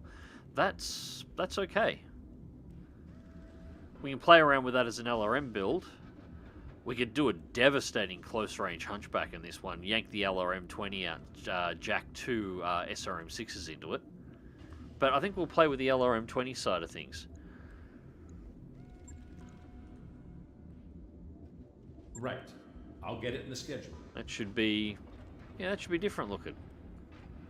I'm surprised. They normally have a missile launcher in each torso, left and right. That's the comment on it being a mini Archer. So that's different. Okay. Right, so where are we off to next? Star map up. We are going to need a new location to head to. So we have Criminal Minds as a 3 skull. Do we have any other flashpoints we could potentially do? Or anywhere we need to get near anyway? Nothing else has popped up yet. Actually... the Duchy is forming. There we go. The map's changing. That's the breakaway state that's going to form up. So we can see it's actually separate from the Free Worlds League. So we got a new faction, which means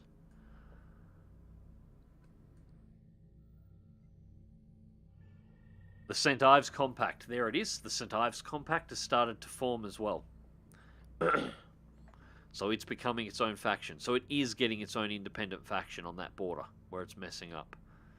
No flashpoints there yet, which is surprising, but they would all be mod flashpoints anyway. And everything else is kind of too far away to really matter at this point. So, alright, we will just head back out from the from the periphery. We'll head back into the inner sphere. Where are we going to go? We're looking for at least 2 skulls.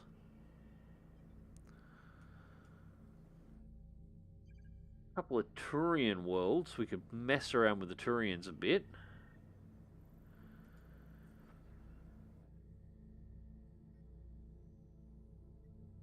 But the Arana Restoration.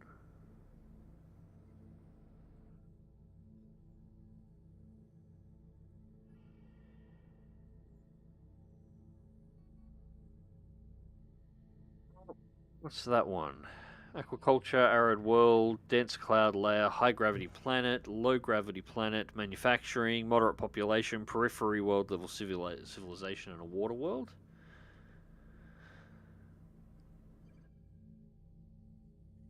Nothing stellar.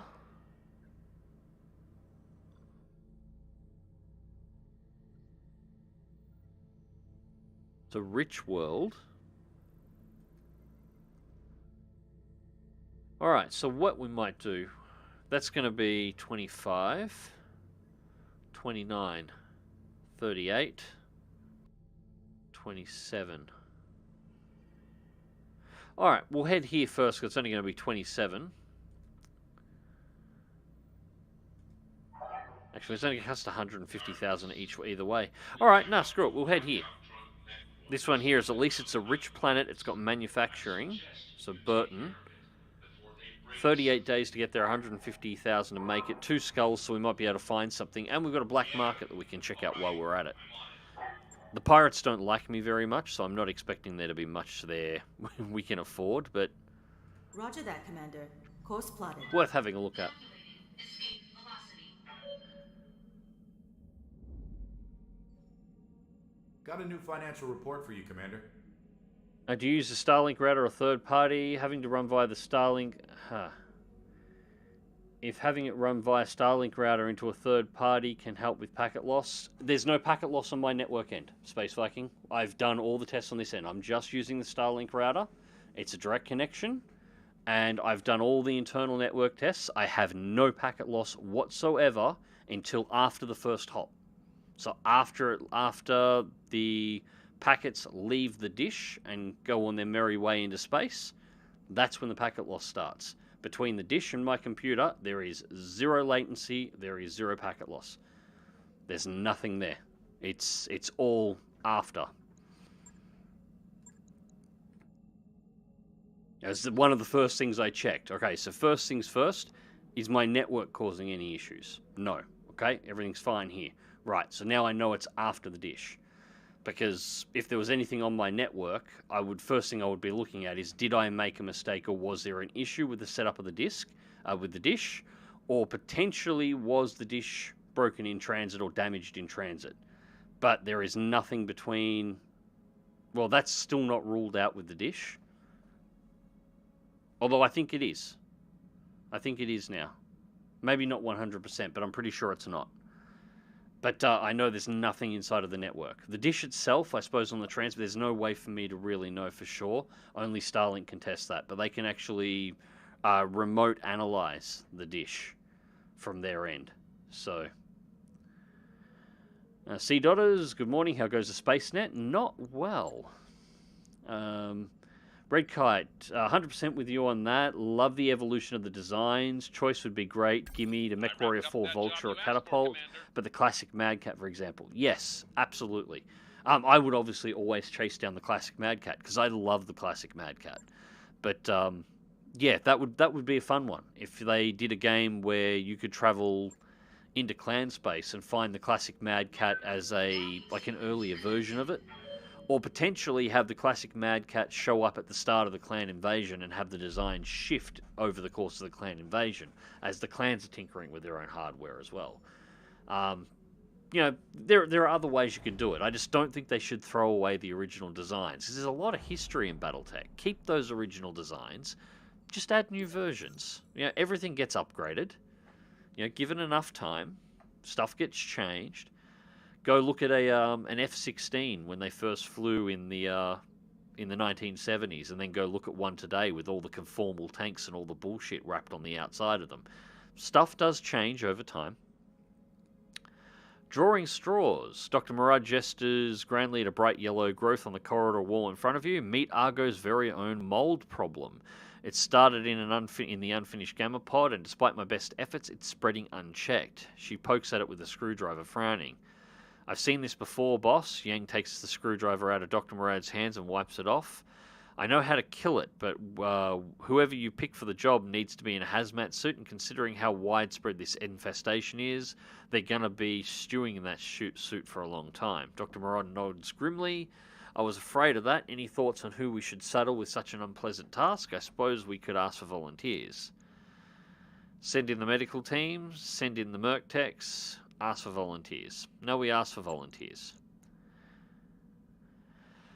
Darius's voice crackles through the Argo speakers. The Argo has developed a mold problem. Chief Vernon has developed a highly toxic cleaning solution that will solve this. Volunteer fungus exterminators are required to report to the command center. You'll get a hazmat suit, a pressurized backpack, a wet vac, and an exemption from your other duties for the next few weeks. After half an hour without a response, Darius again switches on the intercom. We have no volunteers, so I will now randomly draw some names. Cerberus, you're up, and helping you speed along will be Phantom. Shit. I did this for the random roll. You pick that one and it will randomly pick 2 pilots. And it's picked 2 pilots from my front line, Cerberus and Phantom. That's not what I wanted. Both of you check the chief for instructions. Oliveria out. Cerberus has gained the following takes for the next 30 days. Low spirits. Phantom, low spirits. And both of them will be unavailable for 14 days. It's 37 days to get there. If we're not 7 days into the flight, that'll be cleared by the time we arrive. Okay, that's not so much of an issue. 27. No, damn it. 3 days. 3 days once we arrive to clear out the low spirits. That'll be fine. And everything else, the 14 days doesn't matter. We're in transit.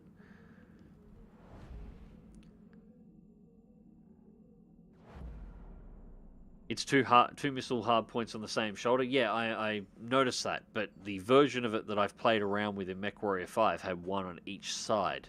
So, although, to be fair, I would trust this over MechWarrior 5. So, they probably fucked it up more than anything else. What I also think would work would be having it like a separate skin for the mech so you can choose between them. You know, funnily enough, Space Viking, that's already available. For the people who got who essentially pre-ordered BattleTech, the base version of the game, the Shadowhawk has a secondary skin called Umbra, which, well, I can show you. I can show you the system. Once we've finished our jump. There we go.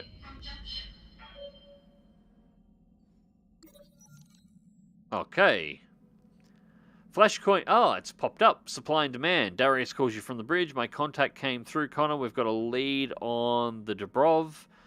Grainy image fills the view screen. What you're looking at is a Bowman Group distribution center on Independence. Every scrap of exotic contraband that's been turning up on the black market has gone through this site. Samaya nods thoughtfully. Sounds good, XO. I'll mark it on the star map. When we're ready to check it out, let me know. Another thing, Commander. Darius pulls close to the view screen. For 50,000 C-bills, I can arrange for a portion of Bowman's security team to call in sick on the day of our arrival. Could save us some trouble if we follow up on this. Yeah, 50,000's nothing. We'll pay the bribe. Cool. New flashpoint added. Independence. Cool. Right. Now. Mech Bay. What I was saying, there is a system for that already in place. So if we go to the Shadowhawk, you can see I'm running the default skin on this Shadowhawk at the moment. But for those who pre-ordered the game, you get access to this one, Umbra, which is it's the same armor, it's the same mech, it's just a 3D model change, but it looks like an up-armored version of the Shadowhawk. This system only exists on the Shadowhawk, and that is the only option that's available for that entire system. So this is already built into the game. So being able to switch between 3D models, it's like the original legacy model and the new model, is something you could absolutely do just utilizing the system. It's already present in the game. It's only used for one 3D model change on one mech, or at least that I'm aware of. I've never seen it on anything else. The one thing I don't like about BEX is that you practically lose access to the black market relatively quickly because you can't avoid killing pirates if you want to do missions.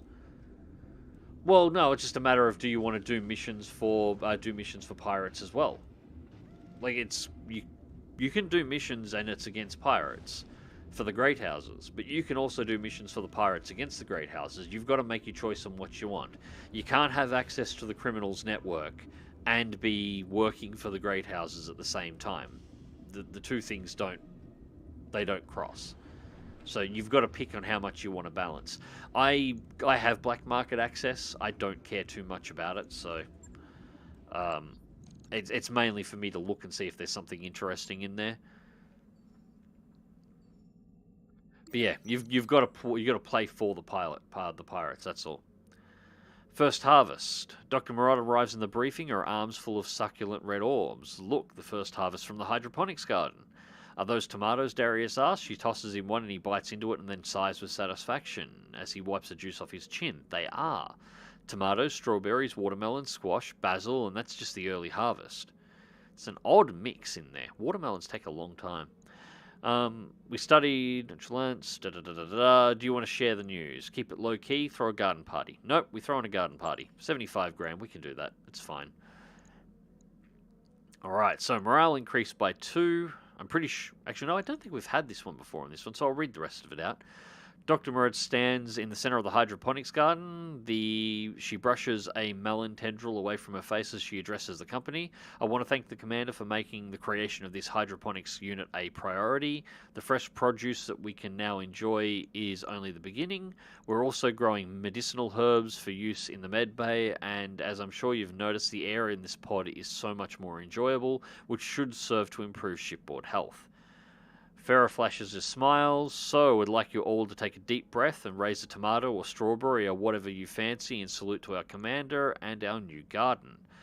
The entire crew lets out a lusty cheer, followed by the sound of contented munching. Good food would be important in space, I would think. Fresh produce would be extremely important and an extremely major thing if you could get it. So, morale increased by 2, you lose 75 grand, the company gains +3 medical points for the next 30 days. Yep, that works out fine.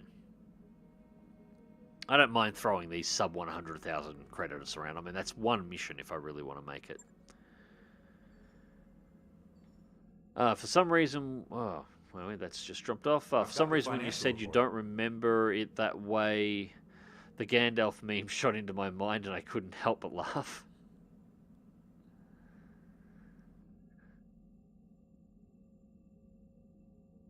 Xanaders and chat, how's the HBG connection right now? Well, you should be able to see for yourself. Hopefully it's running smoothly at the moment, but we're not throwing too much down here. Not great in general. Actually, what are we at the moment? Oh, we're getting slightly better. We're down to 12% packet loss now. It is slowly improving over time. But, that's still not great. Alright, we'll pay that one up. So that's our bills paid for the month, and we're 7 days out. Been paying those C bills to Comstar? Not yet, and I'm going to send them back their HPG as well, I think. Now entering synchronous orbit. Looks like You think of the Hunchback 4SP with the SRM6 on each side? Yes, I may be. Okay, I may have actually misidentified my mechs, because the one with the missiles on each side is the swayback. So, we haven't got a swayback. But regardless, it should be a good mech. Alright, let's check the store while we're here.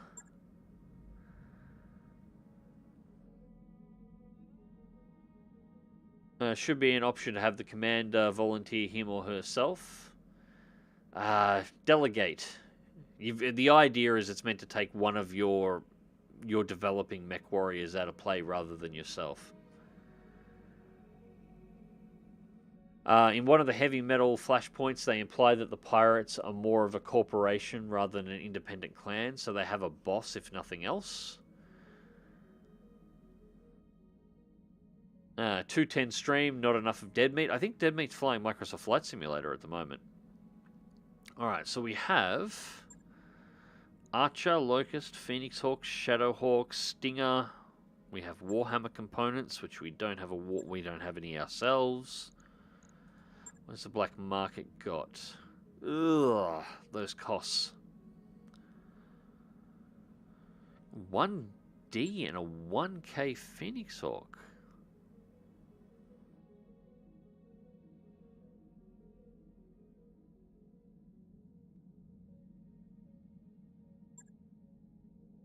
Burrito modified and a Davian modified. Okay, the Corridor variant's interesting. Phoenix Hawk 1K removes its jump capability in favor of better armor and heat management. This makes it less flexible in more restrictive environments, but it's still a nimble and reliable skirmisher. Yeah, that would be terrible. That would be terrible. 2H Phoenix Hawk. 114 million for a Stalker. This is a 1,000% price increase due to reputation.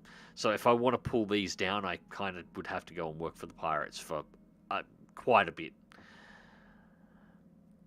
Probably my biggest complaint with the black market with BEX mod is that the Pirates are, as you said before, the Pirates are a organization, but they're an organization that is across the entirety of the inner sphere. It would be better if they were isolated in pockets and you were accessing like different groups of the groups of pirates. So if you piss the pirates off that are operating in Davian space, for example, the pirates in Marek space may not care so much because different group of pirates. But yeah, we're not buying anything here, I don't think. 27 million for an Urbamech. I think not. Hardware-wise, not a lot interesting. Okay. So, that's all we wanted to check out there, but we did want to check out contracts around this end of the world. Alright, so fireworks. Target acquisition in the Badlands. We're engaged in delicate negotiations with a private manufacturer from Pirate Space, but we have reached an impasse. Our representatives have requested a demonstration, something dramatic, she said, so we turn to you. Your team will provide an on-site assistance to target an abandoned pirate military base near a trade conference. We'll have a pocket warship standing by to light it up dramatically. Okay. We'll do this one. House Davian, it's against the Turians, 2 Skull Assassination Mission. Done. Done. I'm sold.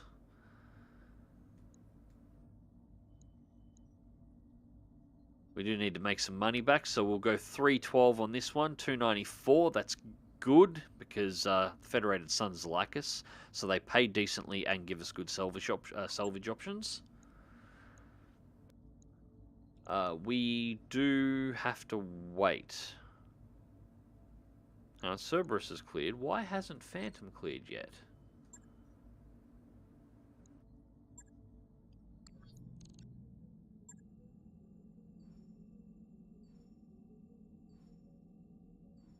And now they should have cleared. Right.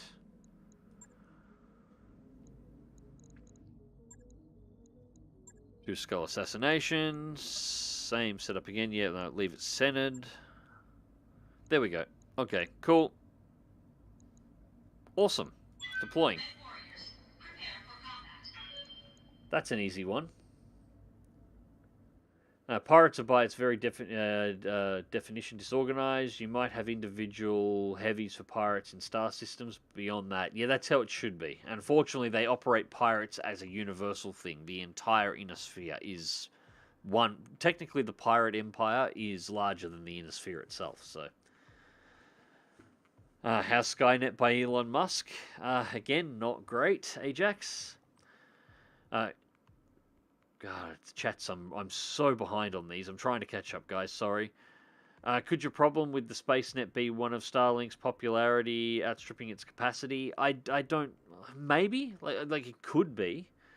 But this seems like packet loss. I've been reading into it now that I know what to look for, and I'm finding a lot of people are having the packet loss problem. It's not something that is appearing on any of the, like, sort of the main information you find out about Starlink, but there's people talking about it as having been a problem for a while that I just wasn't aware of.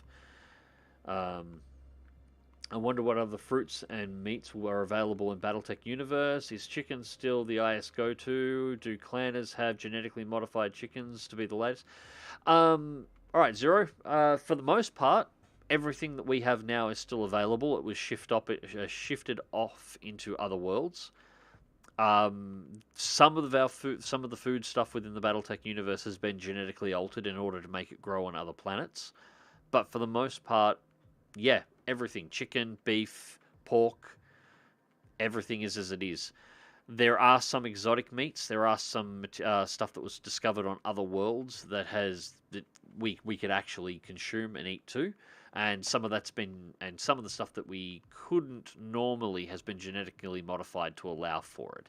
So everything that was available on Earth has been shifted out outside of Earth and is readily available on most worlds that have, any kind of major agricultural setup. And there is a few other additions to that as well that we've discovered along the way. I need a mouthful of drink. Pardon me.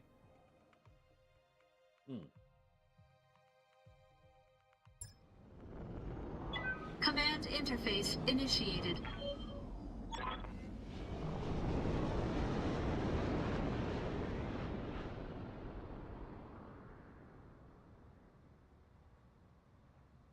But why would an intergalactic black market care if you killed local pilot? Well, it shouldn't. That's the thing. It shouldn't.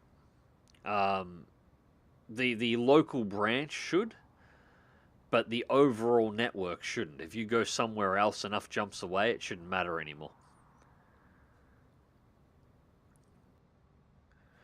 You ask me, boss, anyone who sends their VIPs out, really? 2 skulls and it's a cicada. God damn it.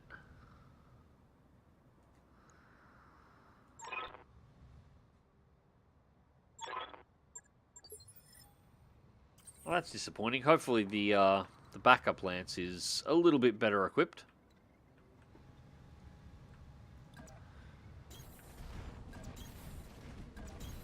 I'm going.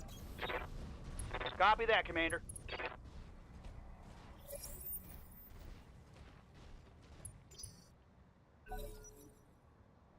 This looks like a prime spot for an ambush. Be careful, Commander. You don't want to get caught in a crossfire. Right. No, not really. So we do a jump to evade. Lifting off. That lights up the first target. So we got a Phoenix Hawk and a Wolverine. Right, so we're going to sensor lock the Phoenix Hawk because that'll mess up its evasion. I've got a sensor lock.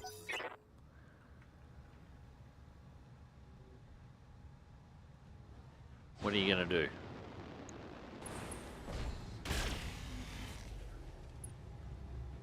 It's alright, you're still sensor locked, so you're getting 2 less evasion out of that jump. So how many did you get? Oh, you got a high... Oh, great. Orders?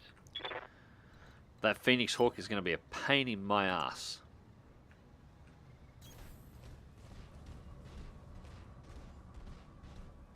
So we're going to have to sprint all of the mechs to close range. What now? I'll try.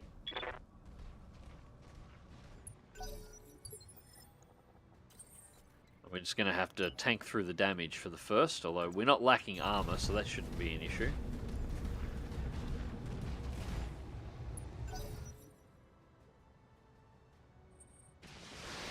I think I've finally caught up on the chat. Maybe they're related, it's all about networking, maybe they work in the same organization and your reputation is spread.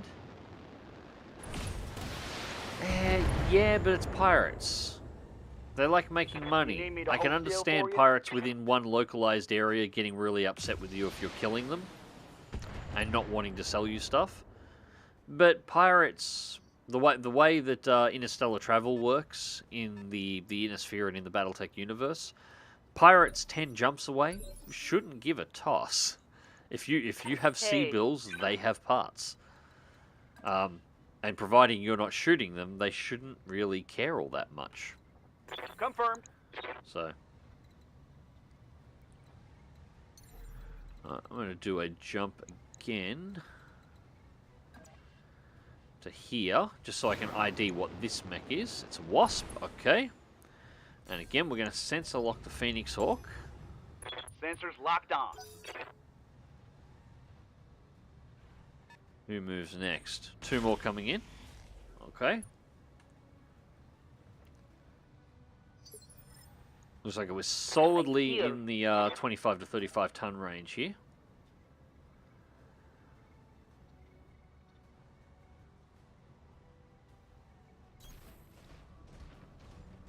Six pack up. We're going to keep the Phoenix Hawk first. This might hurt.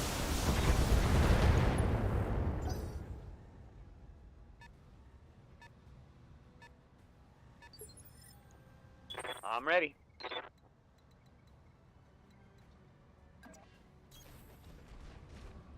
Disco back will get a PPC shot in.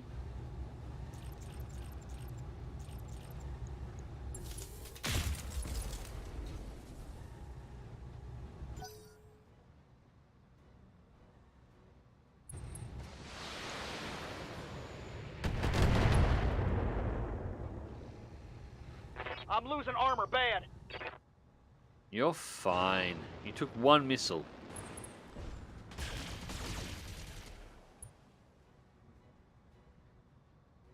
I'm okay for now. 3 evasion on the Phoenix Hawk.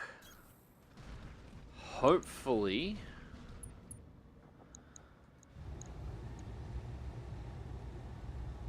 We'll see how that goes. I'll break something.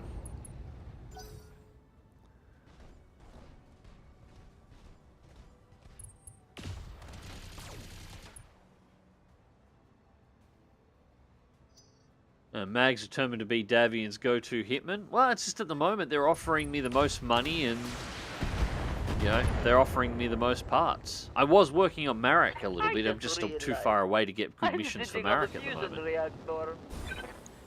Why are you poking the Turians? They want you to bugger off more than anything. Well, they're here. Armor blow through. Internal damage.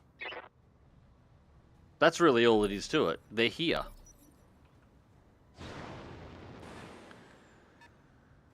Yeah, this mission's going to be just a bunch. Yeah, it's the second Phoenix Hawk. Yeah, and they're all focusing on the lead spitter. So I'm going to have to bug the lead spitter out before they kill it all. There we go. Yeah. Fuck. I hate missions with all these little light shit fucking mechs bouncing all over the place. Especially when they decide to target my scout. And the cicada's coming in as well, so I got to deal with the mission target at the same time. One more shot like that, and I'm dead. Yeah, missions like this are harder than actually having to deal with. Yeah, I can't even jump out of here now. Yeah, missions like this are harder than actually having to deal with.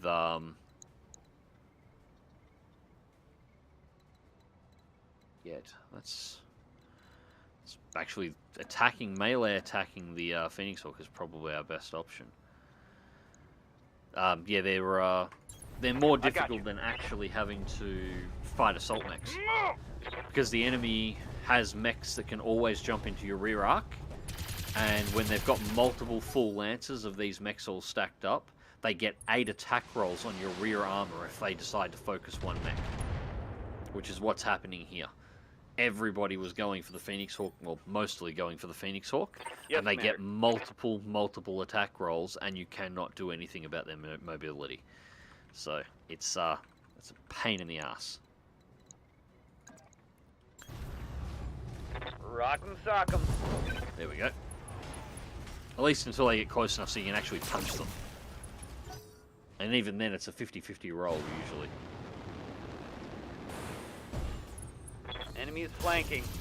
And that's why I wanted to get rid of the Phoenix Hawk. See, straight into the rear armor, PPC crit, medium Someone might laser call crit, this the entire rear trouble. armor of the mech corn in a single attack. This is why I hate the Phoenix Hawk. The jump range on it is absurd.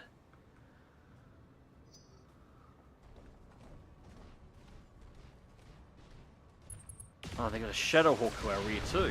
Shit. Internal structure damage. Right here.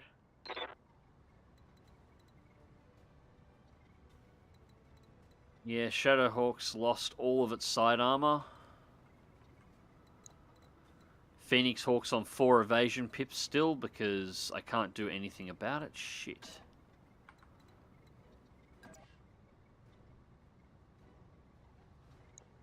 It's all 55 tonners and light scouts.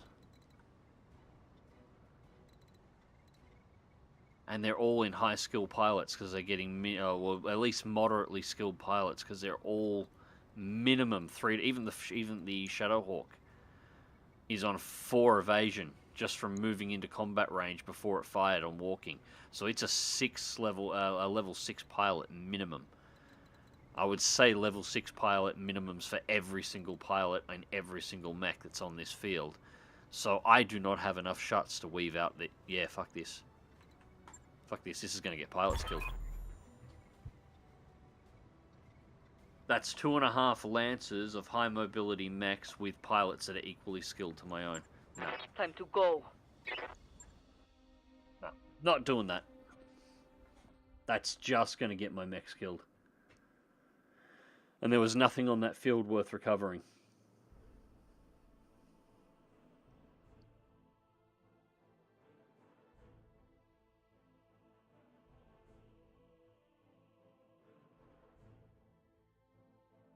If I know there is a high chance the guy I'm selling to is going to start working for the local cops, I'm not selling them anything that might be used to shoot at me.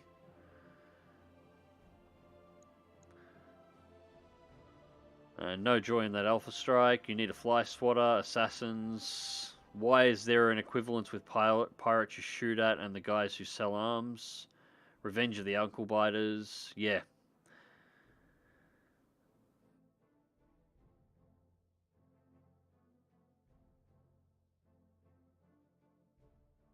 So you're saying the fence will care that you have a reputation of being a merc when you arrive in system? Yeah, that happens. I bugged out Federated Suns, -12. Not much I can do about it, but that's a bullshit mission. Like, there's 9 mechs. 2 full Lancers plus the target, 9 mechs.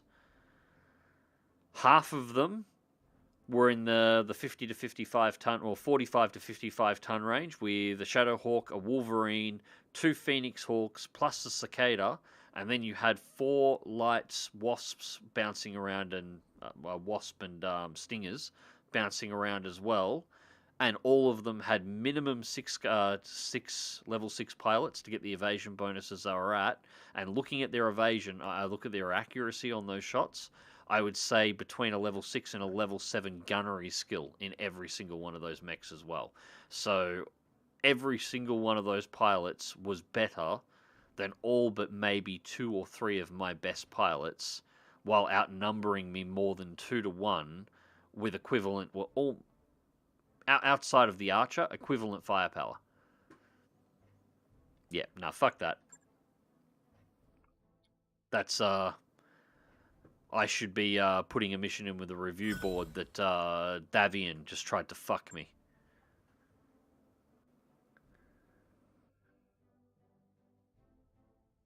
Jason Phillips, Brave Sir Mags ran away. Yeah, damn right. I'm not going to throw my mechs in and get my pilots killed for Davian. They pay me good money. They give me a decent mission. I go and murder their stuff. They throw me into a shit fight like that, I'm leaving. No, what actually just happened then? Remember I mentioned earlier on in the stream, the 2 mission systems? We just rolled double skulls. We rolled double skulls on both of the mission systems then. One of them gave equivalent tonnage to, at least more than a Lancer's worth of equivalent tonnage. The other one upped the difficulty by giving them basically all high skill pilots across the board in every single mech. That's what happened. We just rolled snake eyes on the difficulty level system. That was a nearly 4-skull mission. On that tonnage, with that pilot skill across the board, that would have been at least 3, possibly 3.5. That's a mission that you would have struggled to complete successfully with 4 80-ton mechs, because they would have just bounced behind you and ripped your rear armor out and killed your assault mechs. So yeah, yeah, that's what happens. All right, so now I've got to rebuild all my mechs. Shadowhawk, the 6-pack got out with just a 6,000 repair bill. Logged and noted. Shouldn't be Hunchback too shouldn't be too either. Yeah, about 10k to fix the Hunchback. Firestarter needs half its mech replaced. So, alright. Jump jet.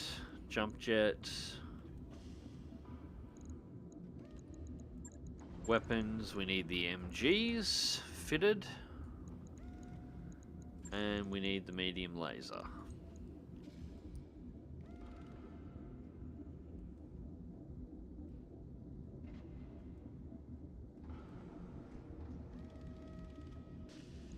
I'm actually going to change this.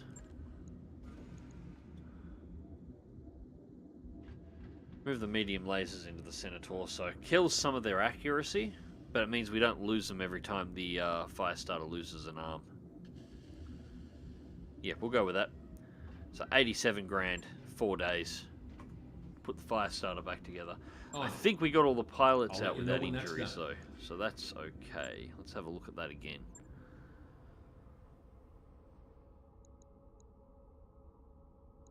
Fatigue, no injuries. Okay, cool.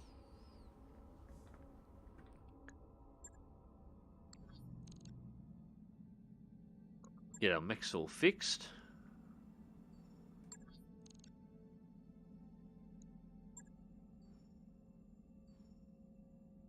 I wrapped up that job you asked for, Commander. And 1 day left on Phantom. Boom. Okay, Poker Night. Connor, Poker Night. Darius is prowling outside your quarters as you return to dinner.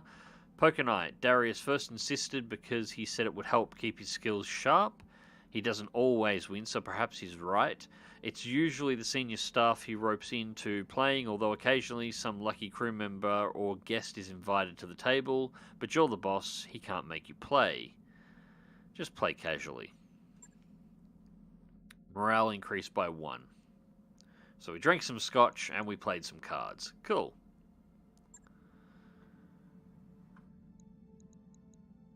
Right. Let's see if we can find one where we don't get a bad roll. So target acquisition in the Badlands. Don't really want to do that. Fort Observers. It's a 3-skull battle. Yeah, 2-skull battle in the polar region. That -12's killing our salvage though. Although that 3-skull. 4, 1.1. Huh. Now let's do the 2-skull battle in the polar region. Yeah, that's really kicked us on our money, hasn't it? But I really want the mech parts. 210, 28, 208. We get 6 rep back for doing the mission. Alright, we'll drop in on this again. Let's see if we can take a second shot at this and have it go right.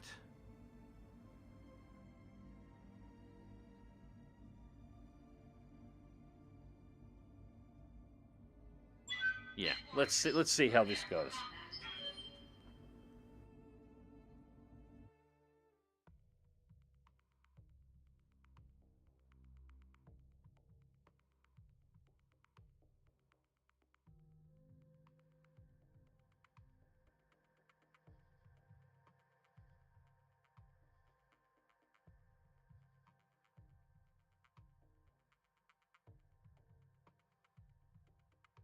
Basically, game just went get shafted, no lube, no pillow, bite your teeth. Yeah, pretty much. And that can happen. That's part of BEX mod. You will occasionally just get missions that spike really hard in difficulty. That was one of them. This is why I wish we had a drop rate rather than 4 slots. Yeah. Command interface initiated. Although having a drop weight doesn't really make sense though either, Red Kite, because it's a mercenary company. You're a mercenary company, but you're not hiring in. You're not hiring a dropship. In fact, the fact that BEX mod puts a cost on drop weight, it's more just to increase the difficulty level. It doesn't actually make any sense when you think about it, because you own the Leopard. You're not hiring a Leopard to drop you off on the field. You've got your own Leopard. So your drop cost, unless you're paying for the fuel on the drop, which I don't think would be really weight dependent, it would be the same cost regardless of really what you're delivering to the field when you consider the size of a Leopard. Yeah, like other than that, there isn't an associated cost for it. The drop weight makes sense in MechWarrior 4. MechWarrior 4 Mercenaries. It has a drop weight attached to it, and that makes sense there because you don't actually own your own dropship. Your mercenary company is being transported from place to place, but you're essentially hiring the transport and you're hiring the dropships to drop you off. You don't own one. You're actually a relatively small mercenary company in MechWarrior 4, and you're supposed to be sponsored by one of the major companies, but you don't have your own ships. Outside of the cargo ship that keeps showing up in the clips for it. So that one, it makes sense, because you've got to hire a way of actually getting down to the planet. Alright, so this is where the Turian units were spotted. Move forward until you make contacts and clear them out. Good hunting, Commander. Alright. This place is just one big iceberg, ain't it?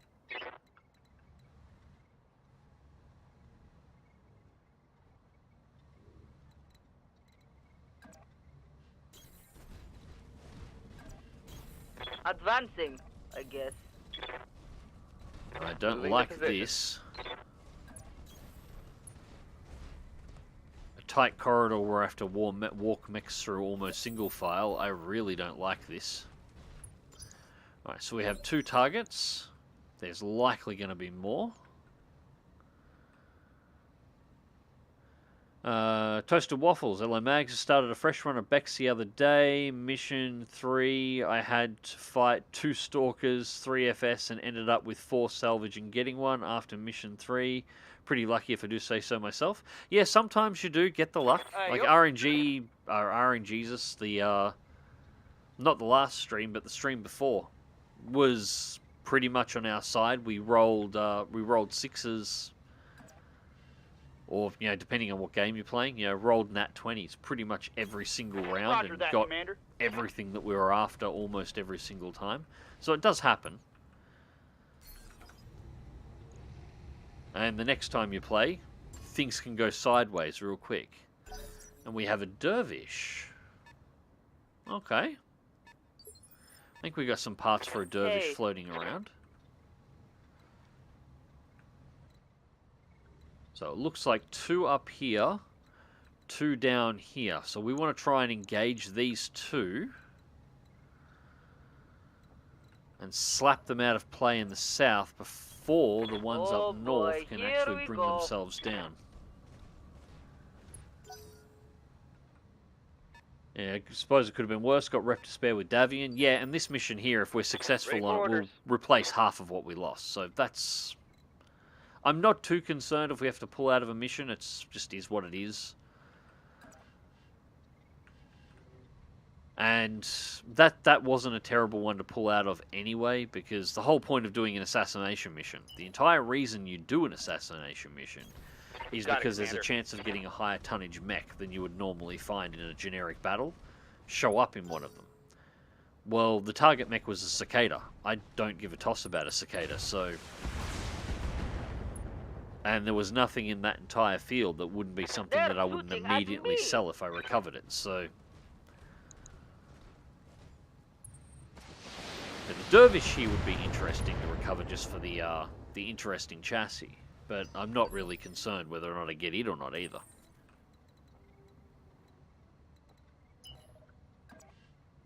Right, we will sprint in.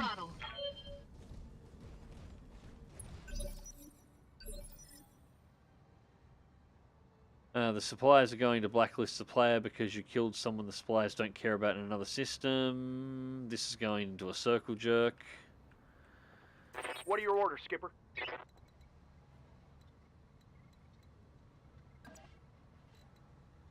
Well, look, I'm going to end the circle jerk here and just ask you to consider this. The problem is the pirates don't actually make sense for the BattleTech universe in the way they're portrayed in BEX, because the inner sphere itself, all of the great houses, can't even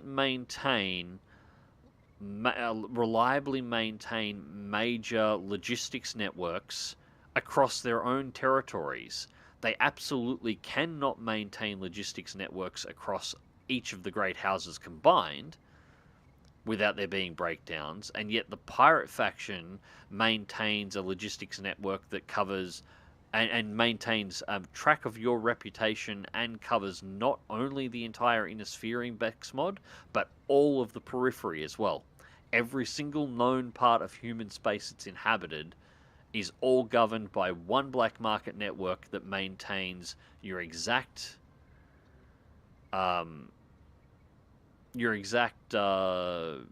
reputation, regardless of where you travel, anywhere within that environment. It doesn't make logical sense. If you could maintain a network that accurate on that scale, with that much individual tracking of reputation, the pirates would run the inner sphere. There wouldn't be great houses. The pirates would win. So, no, the pirates shouldn't care. Because if they cared and were able to maintain on that level, they should be in complete and total control of the inner sphere in its entirety.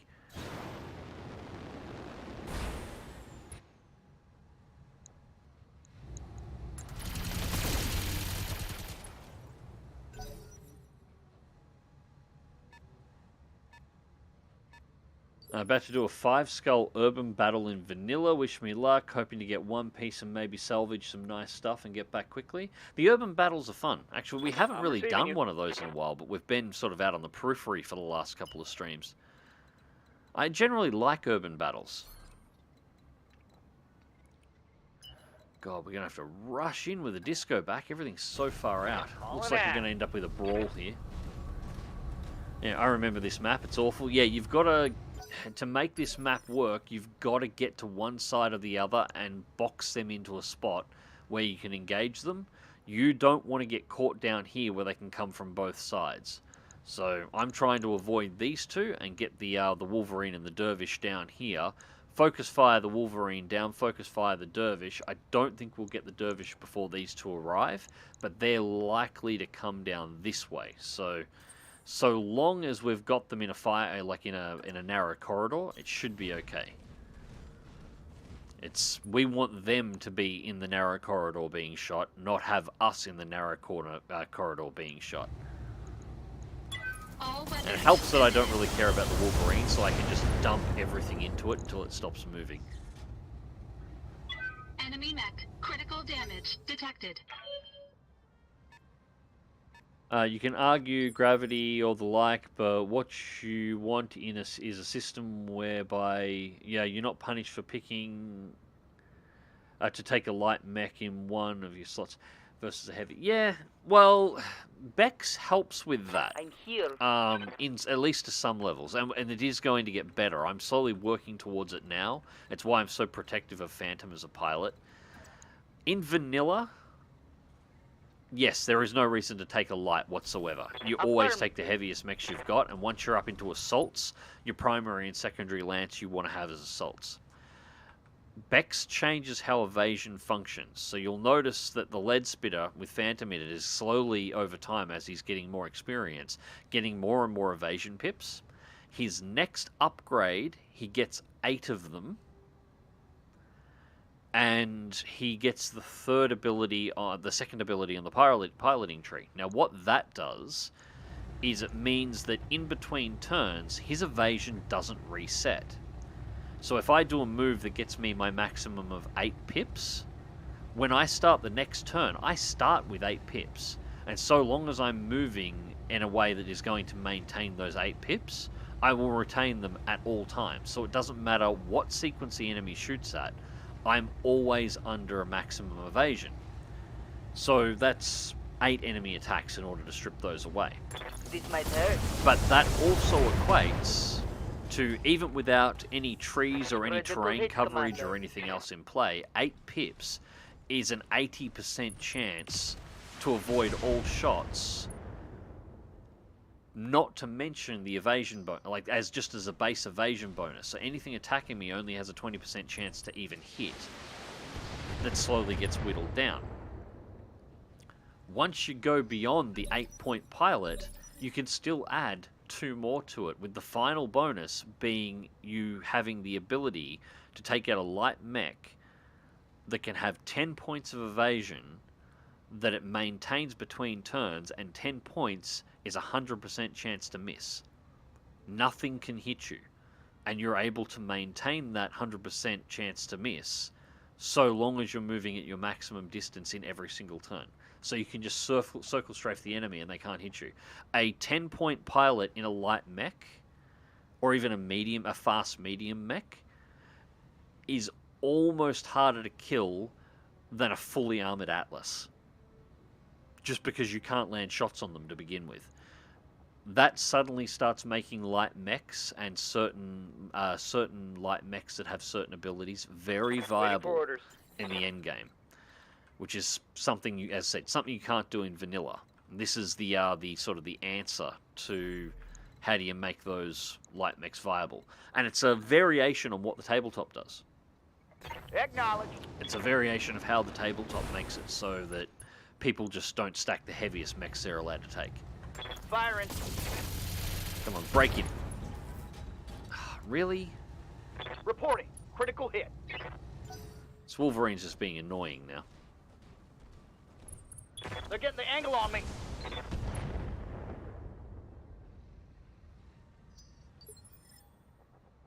Commander? I mean, arguably, if I had 4 10-point pilots with at least, call it 6 or 7 gunnery skill on each pilot, I could run 4 fire starters and it would almost be a more dangerous and tankier lance than the one that I'm running right now. Just to put it all in perspective. Just because nothing would be able to kill me. It's also why those missions, when you're getting swarmed by high-skill pilots that are in light mechs, are so difficult to deal with. Because you just can't hit them. You can't hit them to begin with. Ooh, that hit something good. I'm surprised he didn't eject. I was expecting an ejection.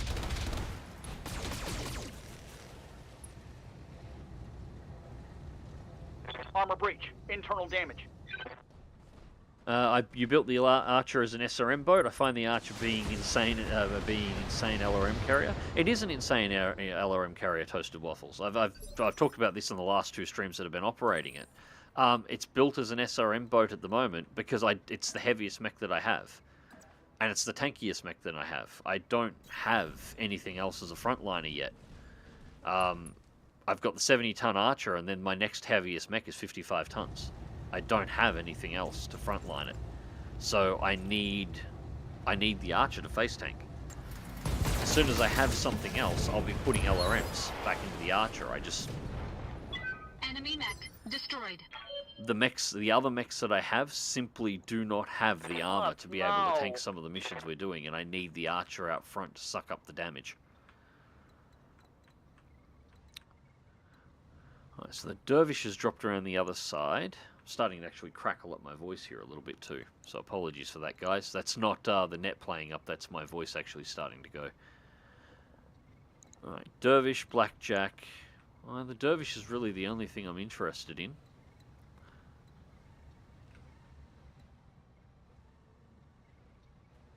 It's the best way.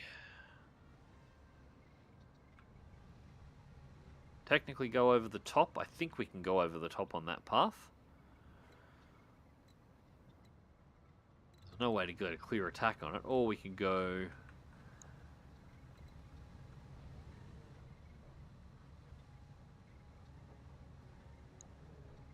No, we'll take a shot at that. We'll take a shot at going over the top. to position.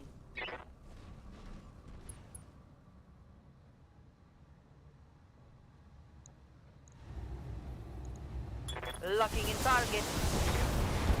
Yeah, that does sound pretty great once you've worked the skills up. Yeah, that's the biggest issue. It's why, I don't know if you've caught any of the other streams, Red Kite. I've actually got an Assassin, which is the 40-ton Assassin light mech, which has a really cool ability on it that allows it to ignore 3 pips of evasion on anything that it attacks. I haven't gotten rid of that mech, even though in terms of armament and its maximum loadouts, it's not that great. Because I know when I've got a 10-point pilot with 8 gunnery and I put it in that assassin is going to run around and murder every single light mech it comes across. It's going to be cruel, and it's going to be nearly impossible to destroy. I'm ready. Because you won't be able to hit it. They won't be able to target it, but it will automatically be able to ignore 3 pips of the enemy's weapons or enemy's evasion, regardless of what they are. Which on anything heavier than a medium is likely going to be all the evasion they have. So every single attack the pilot in that mech does is going to land every single time. So I'm keeping that one banked. It's not really a useful mech for me straight away. But I can see it potentially coming into its own on some of the missions where we've got tonnage restrictions. Oh, I like that shot. Once I've got a pilot that I can actually use it, and Phantom is the pilot that I'm building for that mech. That's what he's being built for. He will be my scout pilot, but he's going to be in that assassin. Damage. Spirit Fox, 10-point pilot in a dasher. Oh, it gets funnier than that, Spirit Fox. Mask is a thing in BEX mod. And there are clan versions of Mask. I've actually got a Mask unit on my other save. The base level Mask allows for 30% extra movement on walking and I think 20% on sprinting. So 10-point pilot in a dasher with clan Mask. The thing could cover half the map in one turn. Orders. Alright, so we are going to... The lead spit has just been opened up to the rear, so we're going to do a quick jump and get in behind the dervish. So we're back up to full evasion now, and now they're going to walk around. Ah, we're just out of MG range. Copy that. That's alright.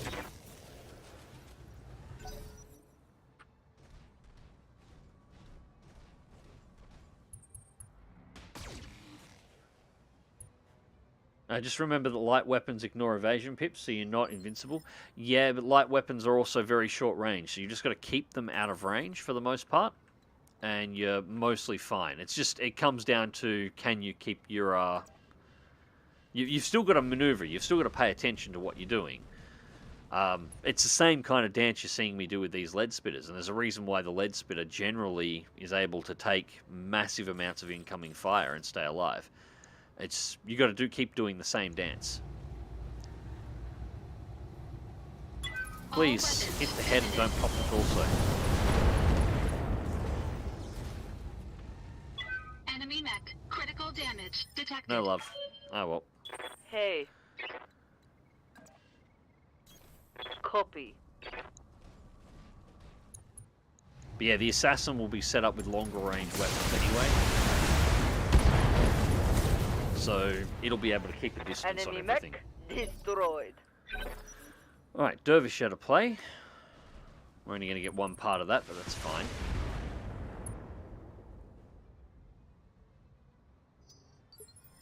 I think you can still tank with the Archer even with the LRMs, but I understand you. Yeah, you can tank with the Archer with the LRMs, Toasted Waffles, but you can't fire the LRMs at close range. They've got a minimum activation range in order to be able to fire them, which means you can tank at close range, but you lose half your weapon systems. So that's why I've got SRMs sitting on them. So I can keep walking the Archer right up to the distance where I can punch something in the face and still keep shooting it. I'm here. Yeah. That's all it's about.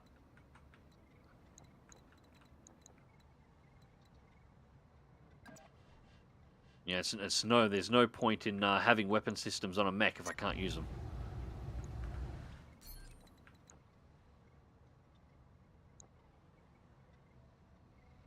Can't quite get the disco back in.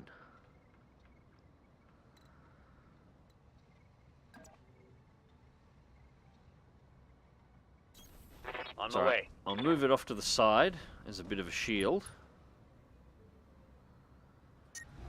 And we'll pull the PPC out, and we'll only hit them with the small lasers. That'll let it just do a cooldown. We'll strip off that last bit of evasion.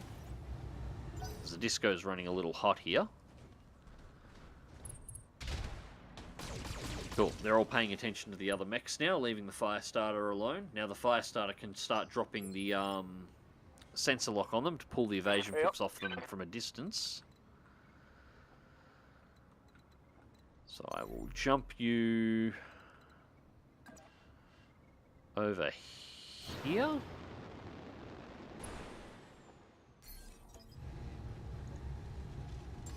Wolverine is going to be our next victim. Right, Claymore. Temperature is good. So we are just going to unload everything into you at close range. All weapons committed.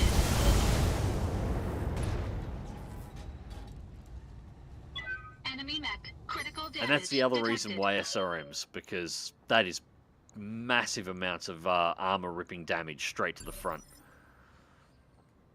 What? No. Like walking into something that's got 4 SRM6s on board plus medium lasers that also has the ability to melee punch, has bonuses because it's got, you know, battle fists.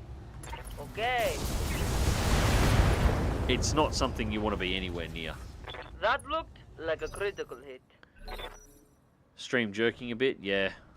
We're losing some frames, yeah, that doesn't surprise me. Unfortunately, that's what this one was about, to see if Starlink can keep up with this. It's failed. Confirmed. It failed very quickly, actually, but that's alright. The next stream will be back on MBN, and yeah, I'm going to be contacting MBN, contacting Starlink and asking them to send me the little tickets to 10-4. return the dish.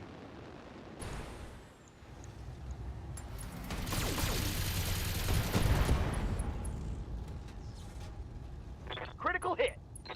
Damn it, he didn't eject.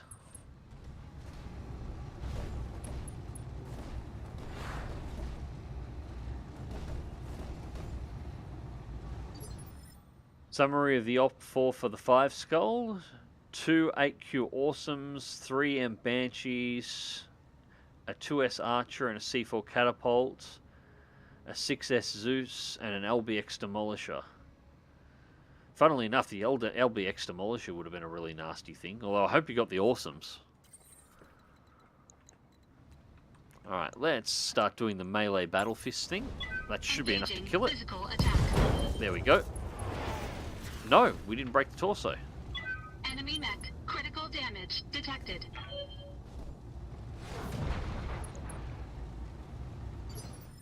And he didn't bail out. I'm here. I am surprised. Okay, let's go. Finish the job.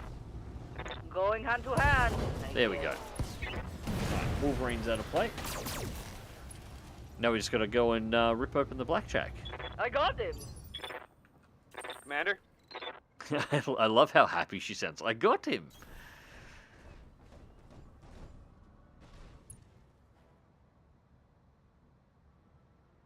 Kaknak, don't know if you're aware, but heat gives hit penalties. Yeah, no, I've played like 2,000 hours in the game, and I have no idea that heat causes other problems other than heat, dude. Yes, I know. I'm aware. Acknowledged.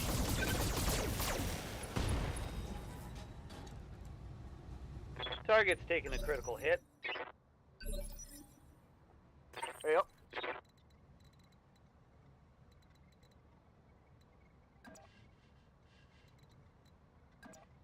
Yeah, I had 600 hours in BattleTech before it was released because I got early review access to it, and I basically didn't put it down for 2 weeks, to the detriment of all other content of my channel at the time. And then I didn't end up doing a series on it. I never ended up playing it because it seemed like doing a series that wasn't a live stream didn't make sense. Like this, I love BattleTech. You guys obviously enjoy watching BattleTech, but it didn't seem like something that would work as a video, where I couldn't chat with you guys while I was playing. It just didn't feel right, so I didn't end up ever making a long-term video series on it until, well, more recently, really. Okay. Last 6 months. Targeting. For now, And that was only possible because I bet NBN Co over the head often enough with a baseball bat until they finally got the net to the point where I could at least stream BattleTech. Location confirmed. Yeah, getting some serious lag in stream though, not voice. Yeah, it looks like we're getting a bit of a breakdown on this end. It looks like it might be clearing up now. Locking on. But, yeah. Hostile removed. Unfortunately, nothing I can do. This is, sorry I missed most of that, was on the phone. So Starlink is total bust then? Yeah, pretty much. The primary issue... Mission successful. The speeds, well, the speeds today have been atrocious, worse than NBN. But, the major issue is the packet loss. Yeah, this is doing better than the Twitch stream did now, but it's still sitting on 12% packet loss with constant bitrate variation. Like the connection quality, the connection quality itself is completely unstable. And yeah, it's just constantly, it's supposed to be, the advertised number, as I said, is something like 2.7% over 24 hours. We've got 12% sustained average over the length of this stream, which is, you know, significantly higher than what they're going for, so, or what they've advertised as, so. Alright, so what do we get? 2 parts Wolverine, 1 part Dervish. We have 2 parts of the Dervish in stock.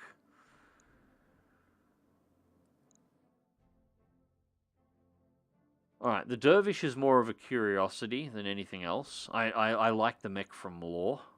I don't know how well it'll run because I haven't picked one up yet. But we have 2 parts of the Wolverine in stock. So if I take the 2 Wolverine bits, I've got a 55-ton mech put together that we can sell. We'll only have 3 parts of the Dervish, so we won't have a functional mech. So I'm going to random roll on the Dervish. We got the Blackjack, we didn't get the Dervish, of course. That's alright, we should still have a mech to sell.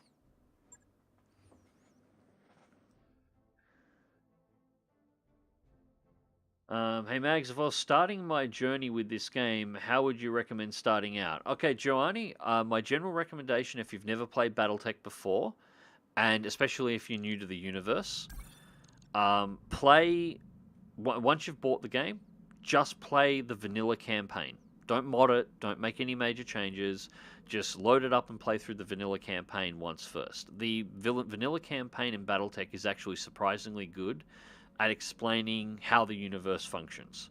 The little in-lore details that pop up tell you quite a lot.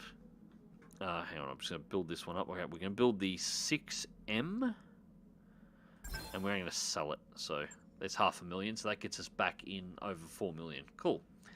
So play through that. Enjoy it. It's a really good campaign. It's got a pretty decent story. It's got some nice twists and turns. It's got some interesting characters. And whenever you are in a briefing menu and you see any orange text, click on it. It's usually got a little bit of an extra in-lore bite that tells you a little bit more about the universe. And yeah, just enjoy the game as it is. If you want to play it from there and learn more about the universe itself and the the in-game lore, BEX mod that I'm playing now. I think I would recommend BEX mod over playing a career mode in vanilla at this point as a minimum. I'd start with BEX, BattleTech Advanced, or RogueTech. BEX would be the one I would recommend just for the start. But yeah, I'd recommend that one. So same mod I am now. I wouldn't necessarily recommend for a newer player running the same difficulty settings that I'm running, which are damn near as high as they can be set. But you can set them lower and have them much closer to what you would have experienced with vanilla, only needing 3 parts for a mech and having much higher XP growth so the pilots develop quicker. And you can make this a lot less, hard on yourself. You don't have to run it in Iron Man mode like I am as well.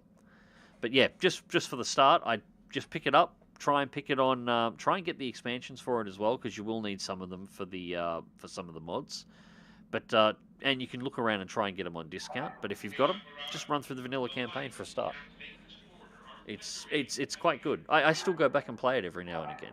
And it's the, if you like Homeworld or you've played Homeworld, all of the cutscenes in BattleTech are done in the same style. It's all the concept art. It's obviously very polished concept art, but it's the concept art, like digitally painted imagery for the cutscenes. It's not live action video. It's they use, what's the term again? I can't remember the name of the term for it. When you have two 2D images and you move one over the other to create the illusion of something being 3D when it's actually not. I cannot remember the term. I want to say it starts with V, but I can't remember. Regardless, they use a little bit of that, but it's all, concept art for all of the cutscenes. So all of the cutscenes are gorgeous to look at. They're beautiful. Just very subtle animation. It's really nice. LBX Demolishers have put many of my pilots in treatment rooms. They get priority over just about everything other than Inferno and SRM carriers. Don't forget the LRM carriers as well. LRM carriers are horrific. Four SRM 20s or LRM 20s on a single launcher, and they all decide to dump on you in one hit. LBXs are perfect at fishing for head hits. Yeah. LBXs are fantastic until they're being fired at you.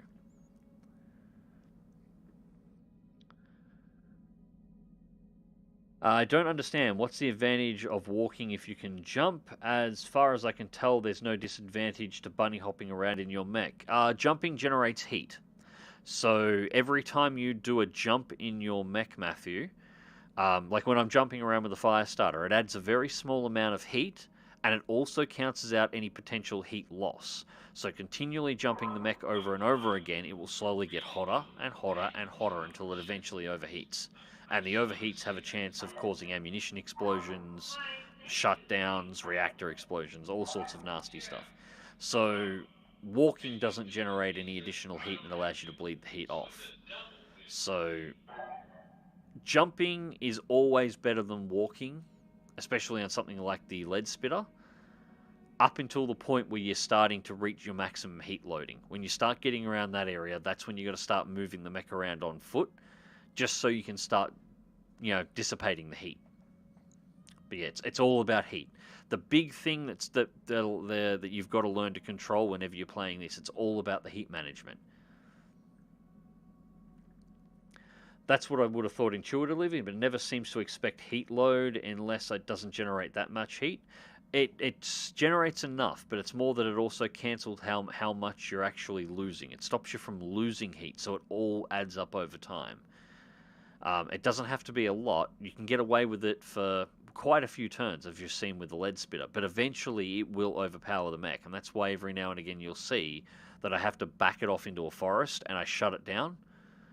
It's just because it's gotten too much heat. If we do another jump, even firing the machine guns is going to cause this thing to overheat. So, yeah, that's all it is. And it gets worse for larger mechs. So the heavier the mech gets and the larger the jump jets that are on it that are required to make it move, the more heat it generates per turn. So the lead spit is only a light mech with small jump jets, so it can bounce around a lot and has a lot of turns before it eventually overheats. And being a mech that's designed to have, flamethrowers and crap attached to it, the reactor in the Firestarter is actually got all the mech reactors have a certain strength heatsink attached to it by default. Well, the Firestarters is pretty good by default. Its inbuilt heatsinks are actually pretty great before you add anything to them. So it does really well. But if you were to strap jump jets to a Highlander, for example, and start trying to jump around like you're in a Firestarter, it'll only get 2, maybe 3 turns before it's suddenly, trying to melt itself from the inside.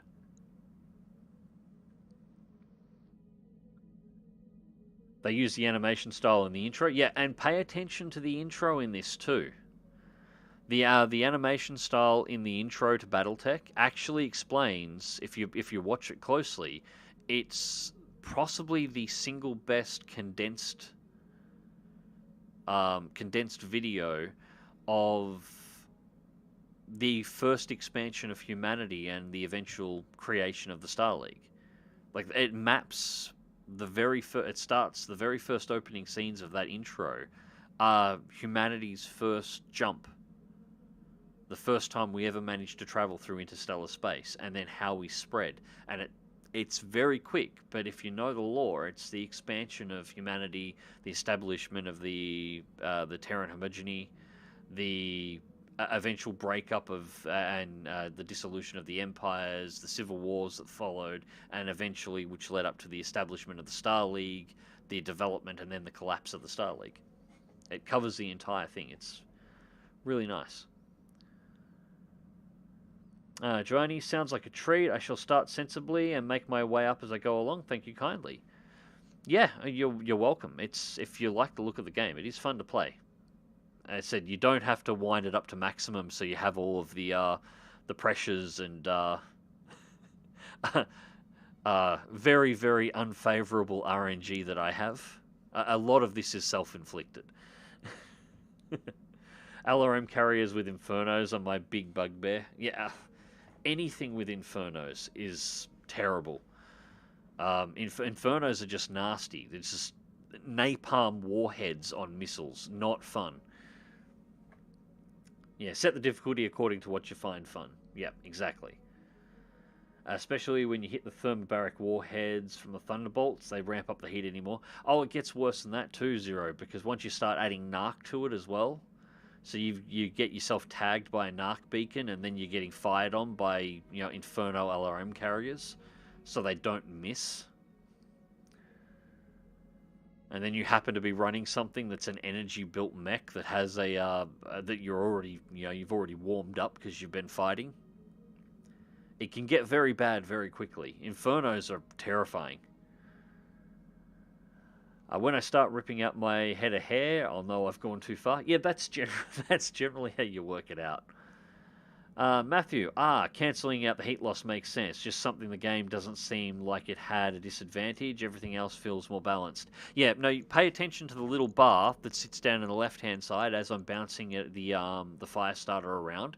You'll notice that the more I'm doing it, the longer the match goes on, the hotter and hotter and hotter it's getting, up until I finally park it somewhere and then shut it down for a turn, and then it drops all the heat off. But yeah, you watch it, it will slowly get worse and worse. And I'm constantly watching that to see whether or not I've got enough heat. Sometimes I even go beyond it because, I have to. But, or I feel I have to try and take something out. But watch the little bars on the left. That's the heat management. And I'm constantly glancing at that to try and work out what I can and can't do in the next turn. Every single next step is completely based around what that bar says. More tea, please. I wonder if Starlink could let you be a tester for their premium service in Australia. Maybe that will get you an elevated level of service. I'll be honest, I don't think this is a problem that they can fix. I think this might be something that's inherent to the platform. It's just something that they haven't wanted to talk about. Since this has happened, I've started looking around for specific places for it. It's not mentioned on any of the places that regularly talk about Starlink, but if you start digging through streamer forums, you'll find lots of complaints of people suffering packet loss from all over the world in regards to it, that it seems to be accepted that it's a real, it's anywhere between, well, some people have got it worse than me, somewhere up to 50. 25 seems to be, like I had on the Twitch stream, seems to be very common. Since I'm streaming to YouTube, I'm actually wondering whether or not the fact that I'm on 15 is because I'm streaming to YouTube instead of Twitch. If I went to stream on Twitch right now, would it go back to 25%? Most people are only streaming to Twitch. But it seems to be something that's inherent to the platform that's just not mentioned. The only time you can find any information on ping on any of the places that have information on Starlink Direct is the 2.7% packet loss over 24-hour period number, which is probably accurate providing you're only streaming Netflix to your computer, not streaming something from your computer. And that seems to be where it's falling apart. That, and as I said, long sustained downloads.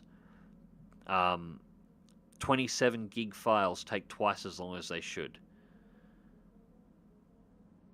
which actually makes them slower than NBN, just because, and what it is because the connection is, it connects, it starts the download, it gets disconnected, it then has to reconnect, start the download, and downloads speed up over time, and then it gets disconnected again, and then it has to reconnect and start the download, and it gets an, so it's not that the speed when it's actually connected is slow, it's that while you're trying to download the file, it's constantly disconnecting over and over and over and over and over again and having to reestablish the connection. And these connection times and the speed ups as it's slowly pulling the data down accumulate over time. And as I said, I found downloading MechWarrior 5 after I had to delete it because I had some file corruption due to one of the mods that I had on. And I wanted to get it all set up so I can do another run with Dead Meat and Bog Roll. The accumulated like reconnections and disconnects over time wound up taking me twice as long to download MechWarrior 5 than it did to download it on NBN, even though the Starlink speed is more than twice the speed of NBN. So when it works, the game is balanced very well. You need to make a decision about the pros and cons and everything you do. That being said, the campaign starts to feel very forgiving. Starts you off very softly, and you don't feel like I'm struggling a break even as much as I expected. The campaign is dead easy, Matthew. The campaign in this is absolutely easy because anytime you run into an issue, you've got the House Arano missions, the Arano restoration missions you can do. And it's not just the campaign missions themselves, it's just missions for House Arano in general that you can run. And they always pay both maximum credit and maximum salvage at the same time. So anytime you run into a problem, this is why I recommend to new people play the campaign. Because if they're having a hard time of it, as they're learning how to play, at any point they need to sort of help themselves out a little bit, run a House Arano mission. Maximum pay, maximum salvage. And you can pull yourself out of a mistake and give yourself a little bit of a repair time. And they tend to be relatively forgiving missions with really good intel as a general rule. So it means the campaign, it's a good story to play through. It's not difficult. It does have essentially a safety buffer that you have access to anytime you want it. And it allows you to a really good opportunity to learn inside of a really nice play environment. So, yeah, there's nothing difficult about the campaign at all, even when you've got it turned up to maximum difficulty. It's just fun. It's a fun and good campaign to play through, and you like the characters within it as well. It gets more difficult when you start doing the career modes, because at that point the safety buffers all go away and the difficulty starts getting harder quickly.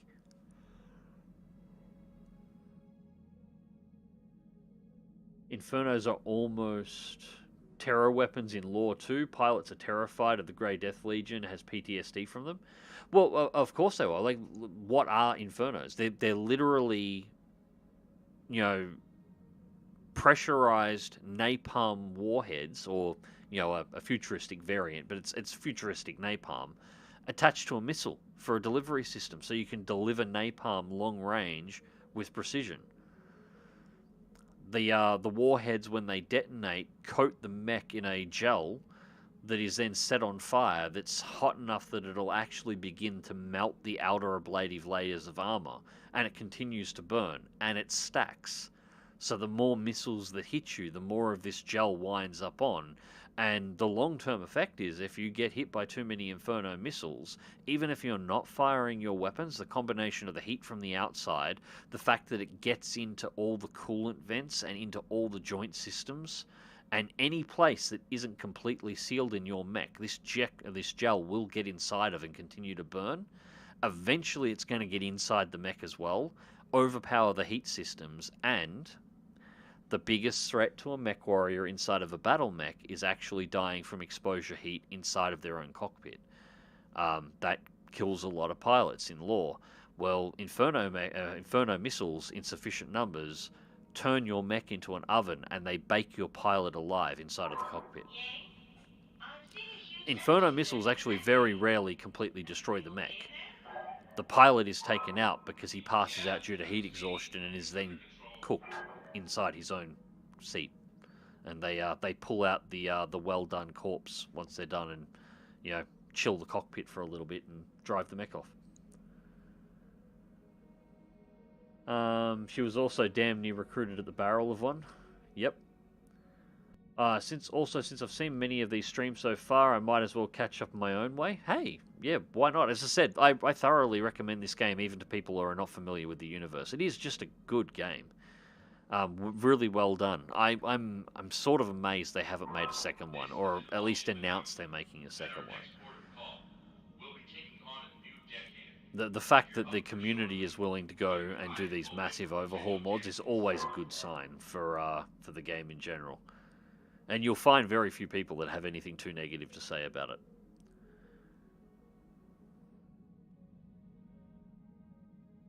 Jumps don't cancel heat loss. They build. Yes, that's what I mean. As you're jumping around, you're not going to be losing heat. You're building heat over time. So any heat loss you would have under normal circumstances is cancelled out because you are generating additional heat as you're jumping zero. So yes, that's exactly what it's doing. It's cancelling out any particular heat loss you would have had as you are building it by jumping until eventually you overheat. And the bigger the mech is and the larger its jump jets are, the more heat it generates, and the faster it will eventually hit its overheat. Just be aware, jumping doesn't cancel out heat loss, period. It just cancels out a certain amount of inherent heat dissipation. Yeah, which is usually more than you've got. Unless you're running heat sinks on a light mech. In which case, if you're running heat sinks on a light mech, what the fuck are you doing? You don't need to run heat sinks on a light mech. The reactor has heat sinks on it. Jump and don't shoot your guns. But unless you're running heat sinks to increase your heat dissipation on the mech, as a general rule, your jump jets, or you're only running like one jump jet, which will give you no range whatsoever. If you're running anything reasonable, 4 or above, your heat generation from the jump jets will always be higher than the dissipation of your mech. It will always be that. Unless it's a mech that has a quirk for its for heat cooling or something, although I haven't encountered any that do. But there's potentially a mech out there that's got some kind of quirk for that. Out of the blue here, just outturned a yak in a Swedish float plane. That happens. I laughed my ass off the last time I played War Thunder. I got sick and tired of trying to level up to get the final unlocks for the 40mm armed Hurricane. So I took it into arcade and got like a 14 kill match in it without being shot down, just flying around plugging things with the anti-aircraft belts and the 40 mils, just thunk, thunk, thunk, thunk, and watching planes explode everywhere. It was friggin' hilarious.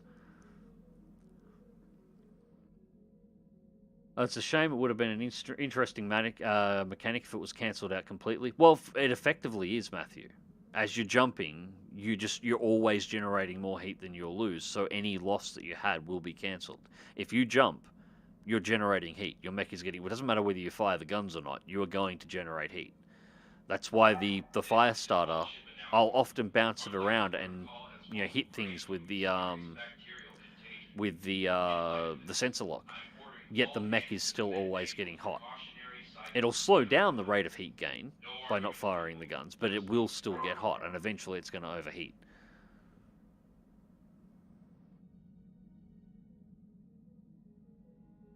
The downside of just doing House of Rhino missions, however, is the mech choice of salvage is limited to a mix of the missions, plus the Great House missions gets you better metal. Yeah, this is true. It's more about money. It's if you just don't have mechs in the right tonnage, it is a limited selection of mechs that you'll come across, but they will be within the tonnage that you expect them to be on the Skull mission, and you will make money as well. So it's, as I said, it's not something you want to run. You want to run Great House missions, or even local government missions, depending on what planet you're on in the campaign. It's just, if everything has gone sideways and you need to pull it out, just do a House of Rhino mission and it sorts you out. Question is, when they are baked, will there be cake? Look, I'm not going to talk about what some planets and some people in the BattleTech universe do to corpses. We won't go there. There are weirdos in everything. To be shot by infernos or to drive the rifleman, both are easy to cook pilots. Harebrained Skin hasn't made a game since this one, so it's almost 5 years. Maybe they are making one. I love HBS games, although I just hate it if they made it in Unity, as it sucks for engine for modding. Yeah, I'm hoping that they step away from Unity and move to something else for the next game. But, no, we'll see. Yeah, somebody mentioned before, and I think I missed it. They got the, I caught it out of the corner of my eye, and something happened while we were playing. I'm just about to finish up now too, guys, by the way. It's 3:15 in the morning. But mentioned that they got the Nellis Academy incident book, and they weren't expecting it to be quite so depressing. I did warn you that this is a book that shows you exactly what the BattleTech universe is about. It's not pretty pictures. It's not the grim dark of Warhammer 40k where everything's exaggerated, but it's not a play nice giant robot anime mecha universe either. There's some dark shit that happens, and that book is a really good example of exactly how dark some of the shit can go. You know, when barely teenagers are getting executed by headshots. You'll know the scene in the book that I'm talking about. Yeah. It is a cruel universe sometimes.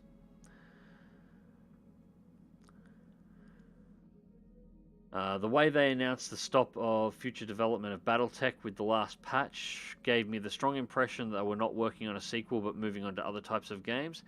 It's possible. Look, there's a couple of things here that I've put it down to. BattleTech was a success. It sold really well, and it was very well liked, and it's still really well liked and still heavily played now, and it's still selling. So stepping away from something that works, especially considering Harebrained Schemes is largely, like, a good percentage of Harebrained Scheme staff are actually original developers from FASA Corporation. They're the original creators of BattleTech. However, there is a spanner in the works in regards to Piranha Games, because Piranha also owns the rights to the MechWarrior universe and is able to exert some control as a result over what's made into it, because they did buy the rights first from Microsoft. And, well, they're Piranha. So I see a couple of potential possibilities. One is Harebrained Schemes really just isn't interested in doing another BattleTech game, which would suck, but it's a possibility. You can't rule that one out. The other possibility I can think of is that they might be holding off any future developments for a BattleTech game until Piranha lets the rights go. Because it's pretty much a foregone conclusion at this time that Piranha is going to let the rights go. The original people that got the rights for that were running Piranha Games, that were on the heads of the staff, that got the rights to BattleTech and made MechWarrior Online, no longer work there. They've all moved on to other companies and other things. The original staff, the development staff for MechWarrior Online, basically no longer exists. Most of them have been transferred onto other projects, and Piranha Games itself has been bought by another company that is more interested in their Lord of the Rings Online game and a few other projects than they are in MechWarrior Online. The contract for Piranha Games MechWarrior Online, or the MechWarrior title, only works until next year. And so it's pretty much accepted by everybody that at this time next year, roughly, or maybe a little bit further down into the next year, when the rights expire, they won't get renewed, and so they revert to Microsoft. It's entirely possible that Harebrained Schemes could be holding off with the intention of buying the entire rights to all video games, or leasing at the very least, licensing the rights to all MechWarrior video games from Microsoft once Piranha drops the ball. So that's a possibility as well. Obviously, the third possibility is that Piranha drops the IP, Harebrained Schemes doesn't make a BattleTech game, and all the rights go back to Microsoft, and then we just got to cross our fingers and hope somebody else is interested. But I do see there's at least the fact that this was successful and very well liked, and was clearly written in a way to be used as a platform to expand the lore, because it's so tied into the lore, but it's not getting a follow-up game, makes me think that it's possible, like that Harebrained Schemes knows Piranha's going to drop the license as soon as it expires, and they're basically waiting for that to happen so they can go, hey Microsoft, we've got half the license here at the moment, can we have the rest please? Just give all the license back to us. And that's when they'll do a BattleTech game. Because then they have full control.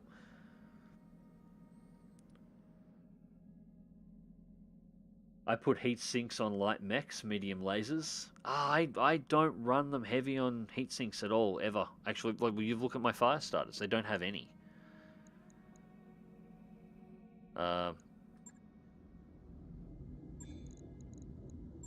Actually, we probably should repair that as well. Yeah, 2 medium lasers, 6 MGs, 4 jump jets. No heat sinks. Just the heat sinks in the reactor core. That's all it needs. And it runs cool enough. Nothing else got damaged. So yeah, it runs cool enough. So there's, no real need. Obviously, I could be wrong. Yeah, as I said, I could be wrong as well. But it just, from a logic standpoint, if you are part of the people that originally created the BattleTech universe, you've now got a game. You've now got a game studio that makes video games. You make a successful game in that universe after years of having to fight for access to your own IP due to various copyright and copyright lawsuits and so on. You finally get it back, you build a successful game, it's very well liked, it sells very well, everybody seems to like it, and then you don't make a follow-up, even though you have the rights and are capable of doing so. That doesn't make sense to me. The guys that made this game fought for years to actually get the rights back so they could actually work on the BattleTech IP again, and then they're not doing a follow-up. So that just doesn't make sense. So I'm suspicious on whether or not what's actually going on is Harebrained Schemes wants to make another BattleTech game, but not until they have all of the video game rights, not just the ones that they were able to negotiate with Piranha and Microsoft to get the ability to make BattleTech. No, they want the whole friggin' thing, all of it, everything digital. And then they'll start making the next BattleTech game when they're no longer under restriction.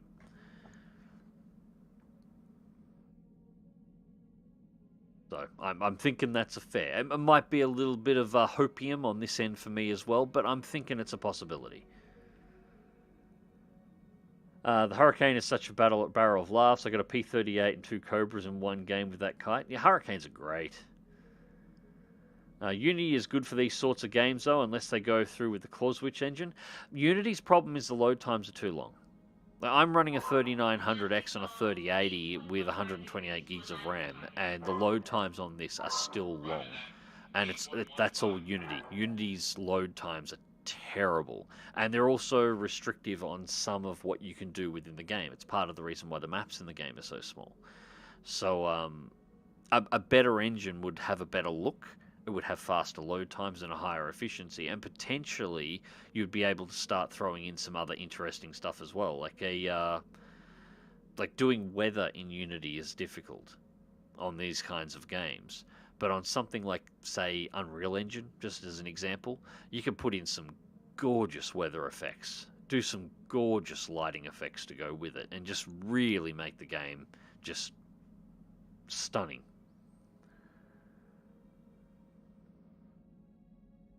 What Unity's good for with these kinds of games is Unity's big selling point, and the reason why Unity pops up so often in games development, Unity's main selling point is it's really easy to work with.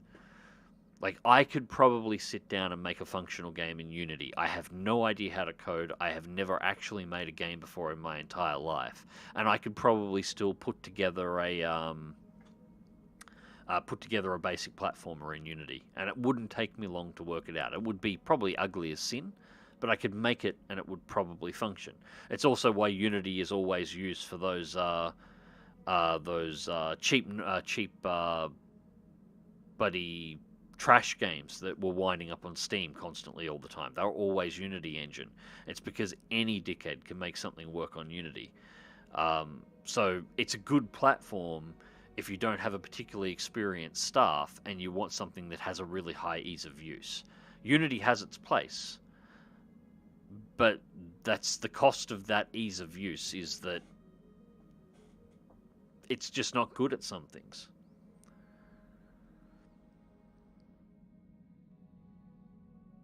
We all hate PGI. It's okay. Yeah, I know. I'm nice. It's nice to know that I'm not alone in the in the community thinking they're a packet. Well, nah, it's going a little bit too hard. Thinking they're not great. I'm still annoyed with MechWarrior Online.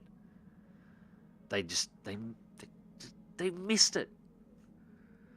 It still kills me because nobody's ever going to try that again. But they could have had something special. All they had to do to make MechWarrior Online work, not just work, but pop, is don't base it on the entire universe. Make MechWarrior Online, the whole game, a Solaris tournament. Each of the maps is a Solaris arena. You could have a live broadcaster talking over it, like in MechWarrior 4, talking about the match live. And it would also fit in with esports, which they clearly wanted access to. So you could actually have a live, real human telecaster at a tournament playing the role of the arena announcer, and you could set up cameras, virtual cameras, around the arena that can be streamed from in a tournament environment while the mechs are actually playing, rather than just watching from the cockpit of the individual players that are on there for an esports arena. So you'd actually have a position of viewing from the viewership stands, and then the best part would be that because the arenas would all be Solaris tournaments, you wouldn't be restricted to trying to create these realistic battlefield maps. You could have a giant Roman Colosseum. You could have a massive internal factory like MechWarrior 4. You could also just do some outlandish shit. The final arena from MechWarrior 2, which was a giant circular arena that's completely open with a 10-story tall iron skull in the middle of it that was large enough that two Atlases could have a fist fight inside of it. You could just go completely off the chain with the map designs, and it would make complete sense because these are a Solaris arena, and in lore, some of the Solaris arenas are so elaborate, like the ones in MechWarrior 4, that they build functioning volcanoes in them. They climate control them to allow the creation of blizzards. And then some of them are really simple too. Some of them are just grass fields with the spectator areas actually marked out in white paint. And basically, if you attend this match, there is a high chance and probability of death due to misfiring weapons. So, viewer beware. Some of the more rural ones are like that. Some Solaris arenas have been held completely underwater. Like they had that sitting right there. And they could have used the tournament system for Solaris to create leaderboards for the esports and the competition side of things, and the whole thing would have just worked together and make sense. Instead, they did MechWarrior Online, it was kind of trash, and they didn't come to the conclusion for the Solaris patch until, a couple of years ago, and nobody liked it. They just took swing and a miss from the moment they started. Harebrained Schemes bought the mech designs from Piranha. That suggests they are at least able to talk to one another. Well, yes, they did. I think that was part of the deal that allowed Harebrained Schemes to get access to the IP, though. They had to buy the mech designs. I think it was a less of a... it wasn't just a want, it was kind of a part of the deal for them to be able to get the IP to be able to make the game to begin with, as I understand it. I'm holding thumbs. Harebrained Schemes is dipping their toe into Crimson Skies. That would be nice. It would be nice if they brought that one back as well. And again, same guys. The same guys that created BattleTech created Crimson Skies. So hopefully, just hopefully they're not using Unity, because a Unity game, a flight sim in a Unity game, a Unity engine, no. God fucking no. Please no. As I said, and if they don't, I need to become a millionaire, guys. You need to help me become a millionaire so I can start a company, so I can be the one to bring Crimson Skies back, because fucking somebody's got to. And that would be my game. I've mentioned it in previous streams. Crimson Skies would be the game that I would make. I would get the license to it, and that would be the game I'd bring back. I really hope a good company picks up the IP off Microsoft in order to give us a proper MechWarrior game again. MechWarrior 5 was part of a much better game that could have been. Yes. Yeah, no, I agree with that. As I said, I am hopeful that somebody good will pick it up. And if somebody can do a good MechWarrior 6, I would personally start a petition for them to then, if they made a really good MechWarrior 6, to rebuild every single other MechWarrior game that's come previously within MechWarrior 6 as like a Master Chief Collection style MechWarrior game. You know, build me the entire MechWarrior 2 series, Ghost Bear's Legacy, MechWarrior 2 Mercenaries, MechWarrior 3, do the whole lot. Build it all within the engine. I like the Twists of Darkness, so that book might be up my alley. It is a really good book. The final fight, which is... it's the only time... a battle mech doesn't show up in the Nellis Academy incident until the last couple of chapters. And it's one mech versus just ground units. It's not a full-on mech battle. So it's more about the people and the world and the events than it is about the mech battles. But the mech battle itself, which is just a commando, is actually the mech that's involved, is really cool. And the actual world building is fantastic. But it is morbid, dark, and somewhat depressing as well. Like, it's kind of a sad tale. But it just shows how cutthroat the universe actually is. And how horrific it is in some areas as well. I'm not sure Unreal is a good engine for a strategy game, and yeah, Unity is apparently much easier. Well, yeah, I'm just throwing Unity out there as an example just for effects. There are other engine options out there as well, too, obviously, but just, you know, playing off the top of my head, anything that's designed to have some really nice effects, some really nice graphics, as well as also being compatible with a strategy game, would work really well. I think it would be best to step away from Unity with the next one and sort of up the game. It's Unity is an entry-level one. Harebrained Schemes is better than Unity now, I think. My personal opinion, they would be better than that.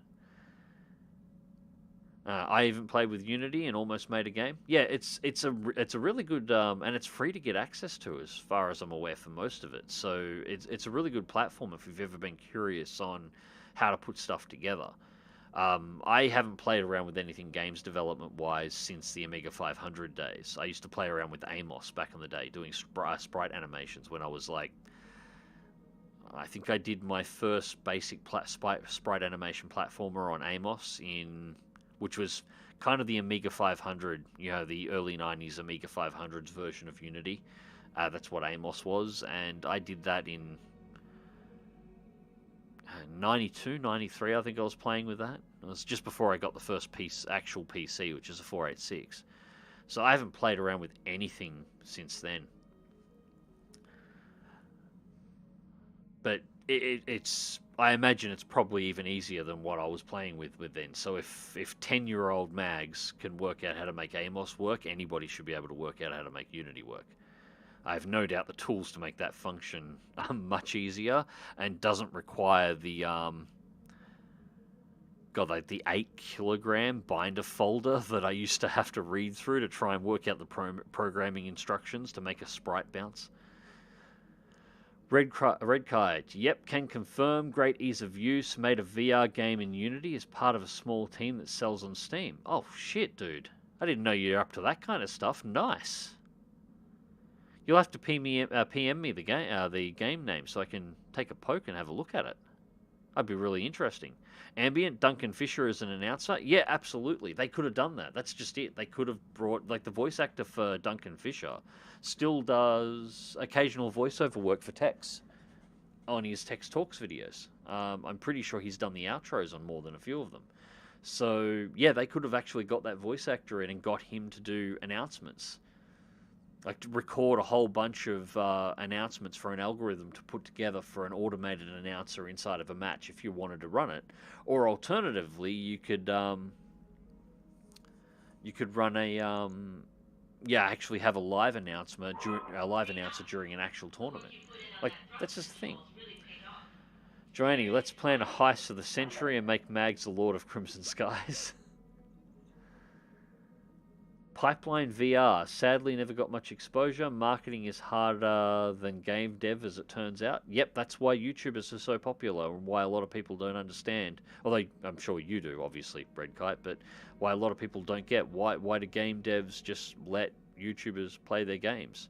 YouTubers and streamers play their games. Why aren't they charging them licensing fees? If they started charging YouTubers and streamers licensing fees, YouTubers and streamers would start charging them advertising fees, and I can let you guess which one of those two numbers would be larger. They are quite happy for people to advertise their game for free, no questions asked. That's just the way the business works these days. I know a guy who made that arcadey fighter game you played in VR. I could ask if he's interested in doing a Crimson Skies after the sequel. Arcadey fighter game you played in VR? Project Wingman. You know the Project Wingman devs. Oh, nice. That was another thing I was going to play on stream too. I thought that would be fun. Actually play it just on controller, no VR, just have fun with it. But, all the disappointment.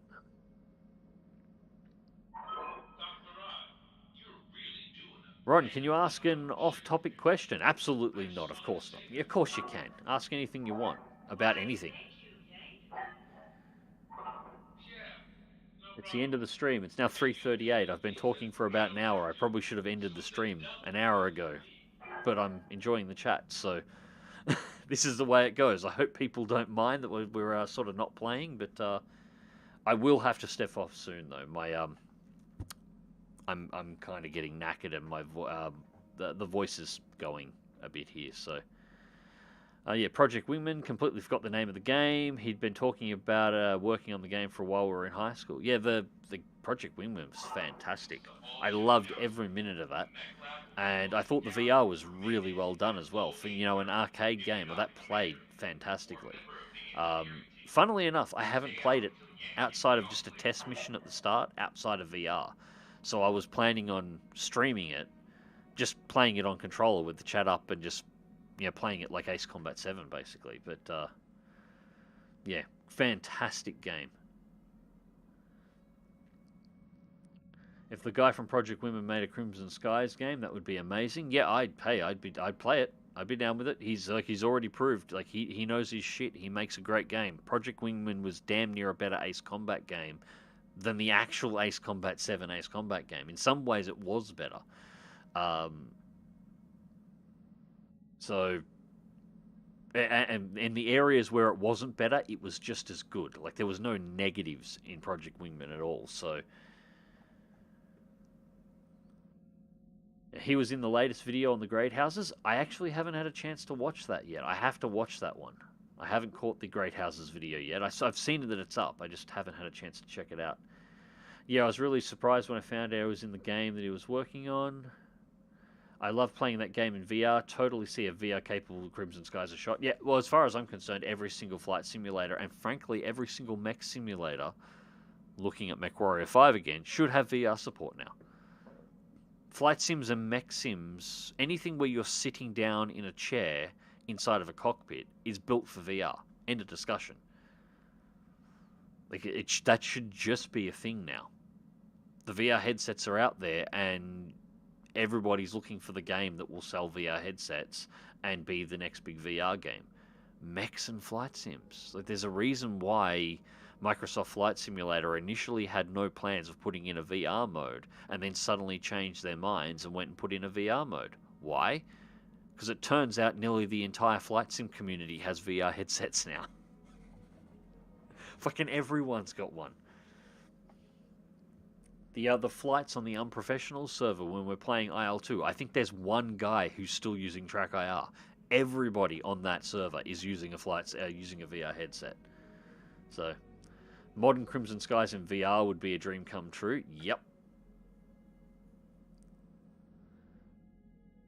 Did you just say sequel to Project Wingman? Did somebody just say something that they weren't supposed to say?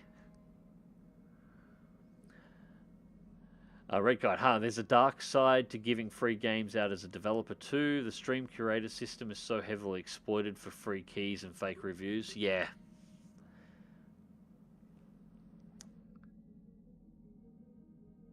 Yeah, there's a lot of people that create almost false channels in order to try and get access to free content. Yeah, I've seen that, and some of them get it to just sell it too. It's kind of why I've stopped accepting stuff now. I used to accept a lot, and I used to get access to a lot of keys. Like, I wasn't looking for them, just to be clear, but I would be just sent keys for games that I either had no interest in playing, or I just wasn't going to have time to cover if I did have an interest in playing them. They used to come in all the time, and now I reject them all by default now. I don't even let them sit in my email. Since you're a Master of Cold Waters player, how do I deploy the toad array? Alright, so if you are playing in vanilla, all you've got to do is have your sub moving at 5 knots. At 5 knots, the toad array automatically deploys. There's no animation for it. It's just whenever you're moving at 5 knots and you're deeper than 100 feet, the toad array is just instantly deployed and you get all the benefits from it. If you're playing in something like dot mod, backspace. Backspace allows you to deploy the toad array. You say as devs it was more than one guy. Apparently he had 1 or 2 people to help with some of the coding, someone write the music. Yeah, no, initially Project Wingman, as I understand it, was 1 guy. And then it went up to 2. And then once it got into, I think it was the last year and a half of development, I think the team expanded out to 7 or 8 people. He got extra people in for certain parts of the work and coding, and it actually expanded. I think he got a grant. Like he got money from a publisher or something. I don't remember the details, but he got something that gave him a burst of money that allowed him to expand the team. And it was the last year and a half, possibly 2 years, he actually got a full team. But initially, he was putting it together on his own. All the basic work, initial work, was done on his own, which is, even if you get the rest of a team put together, that's still fantastic effort to do, even just the initial part on your own. You better get some sleep soon, Mags. Yeah, I should. I'll go in a second. Copy paste from Harebrained Schemes. Last thank you to backers. Now with our season pass at an end, Harebrained Schemes is going to focus on 2 brand new non-BattleTech projects. Yeah, hopefully they're good ones. I actually got to play through the Shadowrun games too. I might install that. and actually have a tinker through that one as well. Yeah, hopefully one of them's Crimson Skies, and hopefully the reason why they're working on new projects is they're waiting for Piranha to drop the IP, because that would be nice. I'd be totally cool. I don't know who in the Microsoft stable I would like to take over the MechWarrior license. I can think there's probably a few there that would be pretty good with it, but I couldn't think of... I couldn't tell you who I would pick to be the one. But if it was to go the other way and the license was all to wind up in Harebrained Schemes' hands, I would have no problem with that whatsoever. But BattleTech has given me enough trust that if they got access to the full MechWarrior IP and they decided they wanted to do a MechWarrior game, I'm fairly confident that it would be pretty good. At the very least, it would be very lore accurate, and it would be attention to detail. So,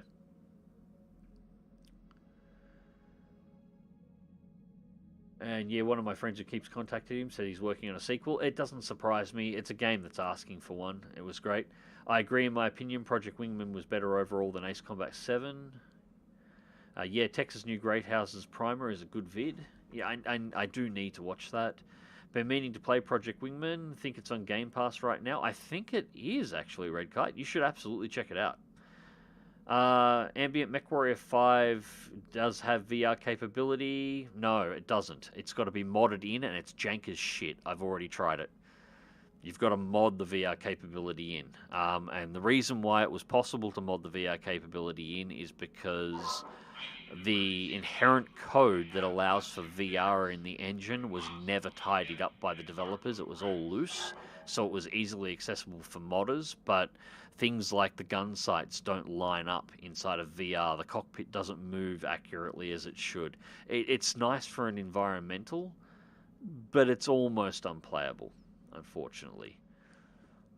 And there's no way to be able to access it to correct it, apparently. So it's about as good as they can make it as a mod. But yeah, it doesn't have actual native VR support from the developers designed to actually function, which is a massive oversight.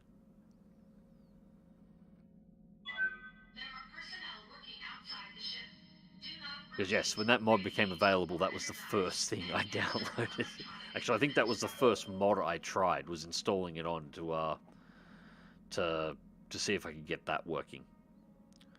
And yeah, it works. It does work. Like, fair's fair. It does work, but it's jank as shit.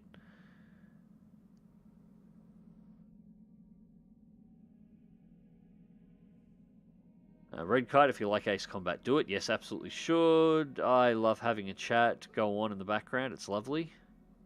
I'm glad you like it, Joanny. This is the whole reason I'm so disappointed about this. But I suppose at the very least I can continue streaming BattleTech, and I'll find a couple of other games that I can stream otherwise.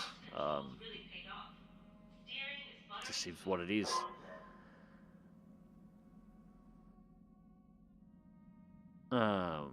Well, I said he's been working on it since high school. We graduated in 2012. Yeah, if he did most of his initial work on his own and didn't get a team together to the end, yeah, that makes sense. It takes time.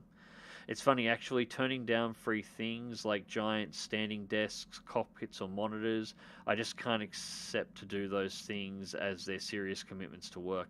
Yeah, I've stopped looking, and I've stopped wanting to review things quite some time ago, which is funny because I actually really enjoyed doing all the reviews. It was one of the most fun things to do. I just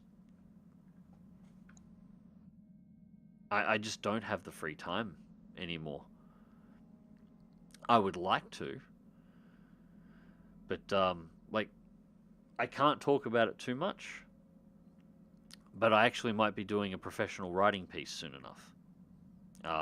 I've been contacted by somebody who would like me to write a professional piece that will be published possibly for a magazine in the very near future. So I'm doing that. I've got 2 graphic design businesses. I do all the paperwork for both of my wife's businesses. The time commitment involved in doing heavy reviews and detailed reviews to give it the amount of time that it really deserves, I just don't have now. So I kind of avoid it.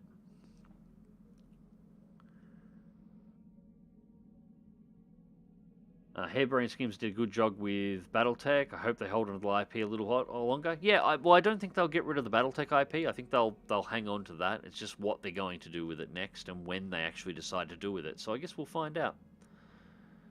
Oh, that is indeed jank. Never mind on that then. Yeah. Oh, it's look, Ambient. If you've got a VR headset, it's worth getting the mod just to try it because it is friggin' cool. And it while you'll enjoy it and you'll think it's cool, it is also kind of disappointing to know that they could have just done this. Like, it was right there, and it was obvious, and it was completely within their power, and somehow they managed to miss it. And then you remember all the other things that they just have somehow managed to miss that were fucking obvious and realize we're talking about Piranha Games, and it suddenly makes sense. But it will give you a moment of disappointment, but it is still cool to be sitting inside of the mech marching around on the field, and, you know, the whole thing is thudding around, and you're turning your head, and you're looking, and it's good, and it's, you know, it's a maybe Mech Warrior 6. That's what it is. It's a maybe Mech Warrior 6. Yeah, I'm way overdue on my Winwing Orion 2 review. Just takes so much time. Yeah, mine's still sitting here. I've done all my flights on it, even before my eyes went shoddy. I've flown it all out. Not the Orion 2, the original Orion review. It's still all hooked up, ready to rock and roll. I haven't had a chance to record it up, and it's... The sad part is it's been a year now, I think, or coming up on a year, and I still haven't managed to get it out. There's just a chain of shit happening one after another. Kept breaking it every single time. I've gotten all the flight testing done, but all the videos have rolled out, and now they're getting ready to release the Orion 2, and I just never got the review made. And it's just... I'm probably still going to do it, but...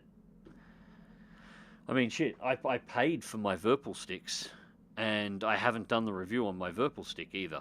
I've got my Virpil kit sitting on the floor next to me at the moment. I never made a review on it. I fully intended to make a review on the Virpil gear, and I just didn't. It's probably going to be out of date by the time that happens. Congratulations, Mags. I'd love to read them. It'll only be at least a one-off thing for the moment, and it's going to be something that's mainly only available in Australia. But once I'm actually allowed to say more on it, it is video game related. I'll say that much. But yeah, once I'm able to talk more about it, I'm not under an NDA yet, but I am fully aware that there is going to be an NDA involved, so I'm not sure what I'm allowed to say that might breach an NDA, so I'm going to be doing some professional writing. It's video game related. Once I can say more, I will make sure that I say more. But yeah, it's good. It's something I've always wanted to do, so... And it sort of came out of the blue. I wasn't expecting it, and it just, you know, jumped out and slapped me. So that was kind of great. Well, sounds like you're pretty busy, and I'm assuming that's a good thing. Well, it's not good for my sleep patterns, but it is good, and it'll be nice if it made. I'll be honest, it'd be nice if I was making a little bit more cash. I don't make a lot at the moment, but it's better than the alternative, considering the reason why I sort of started doing all of this in the first place, and to bring it back up again and not harp on it, but my disability and my attempts to try and get work, like traditional work, up before all of this blown up. It is nice to actually have lots of stuff to do, even if not all of it pays all that well, even if it's just a little bit here and a little bit there. I can scrape together an okay living at the moment, which is better than my alternative, because if I took away everything here, because everything I'm doing is essentially an offshoot of what I started on the channel. If I was to rewind the clock back to where I was, and I was never to create this channel, I probably would have spent the last 10 years on disability and slowly wasted away, and God knows where I would be. I wouldn't be in any place nice. I know where my mental space was when this whole thing sort of started, and yeah, I wouldn't have been in any place that was good. So, it is nice to be busy. It would be nice to have something that was a little bit more stable and a little bit better on the income, but it is nice to have stuff to do that doesn't leave me reliant on handouts. I guess is the best way to put it. Ask the bags under his eyes first, Matthew. Oh, the bags have given up. I hope the sequel to BattleTech, they add a second original mech they didn't add, choosing the Bull Shark over it. The devs can make some really cool custom mechs. Well, the Bull Shark was custom created. It wasn't... Yeah, it wasn't... Yeah, that's right. Sorry. Yeah, I read that wrong. Yes, a second original mech choosing the Bull Shark over it. Yeah, well, I'd like to see them. Yeah, bring some stuff in and write the lore. And this is actually one of the advantages that Harebrained Schemes actually has. Because it was the original creators of BattleTech that actually made the game, they can also write the lore for the game. Because they wrote the lore to begin with. Whereas they don't have to try and work it in. They can just... They can add stuff. They know the lore. They wrote it. They can add stuff to it well. So I look forward to hearing about that when it happens. I hope so. I hope everyone can find some interest to it. We'll see how it goes. I still need to finish my first run through BattleTech with the Viridian Spectres before I even think about picking up MechWarrior 5. Yeah, don't be in too much of a rush, and I do recommend MechWarrior 5 on a sale or a discount as well.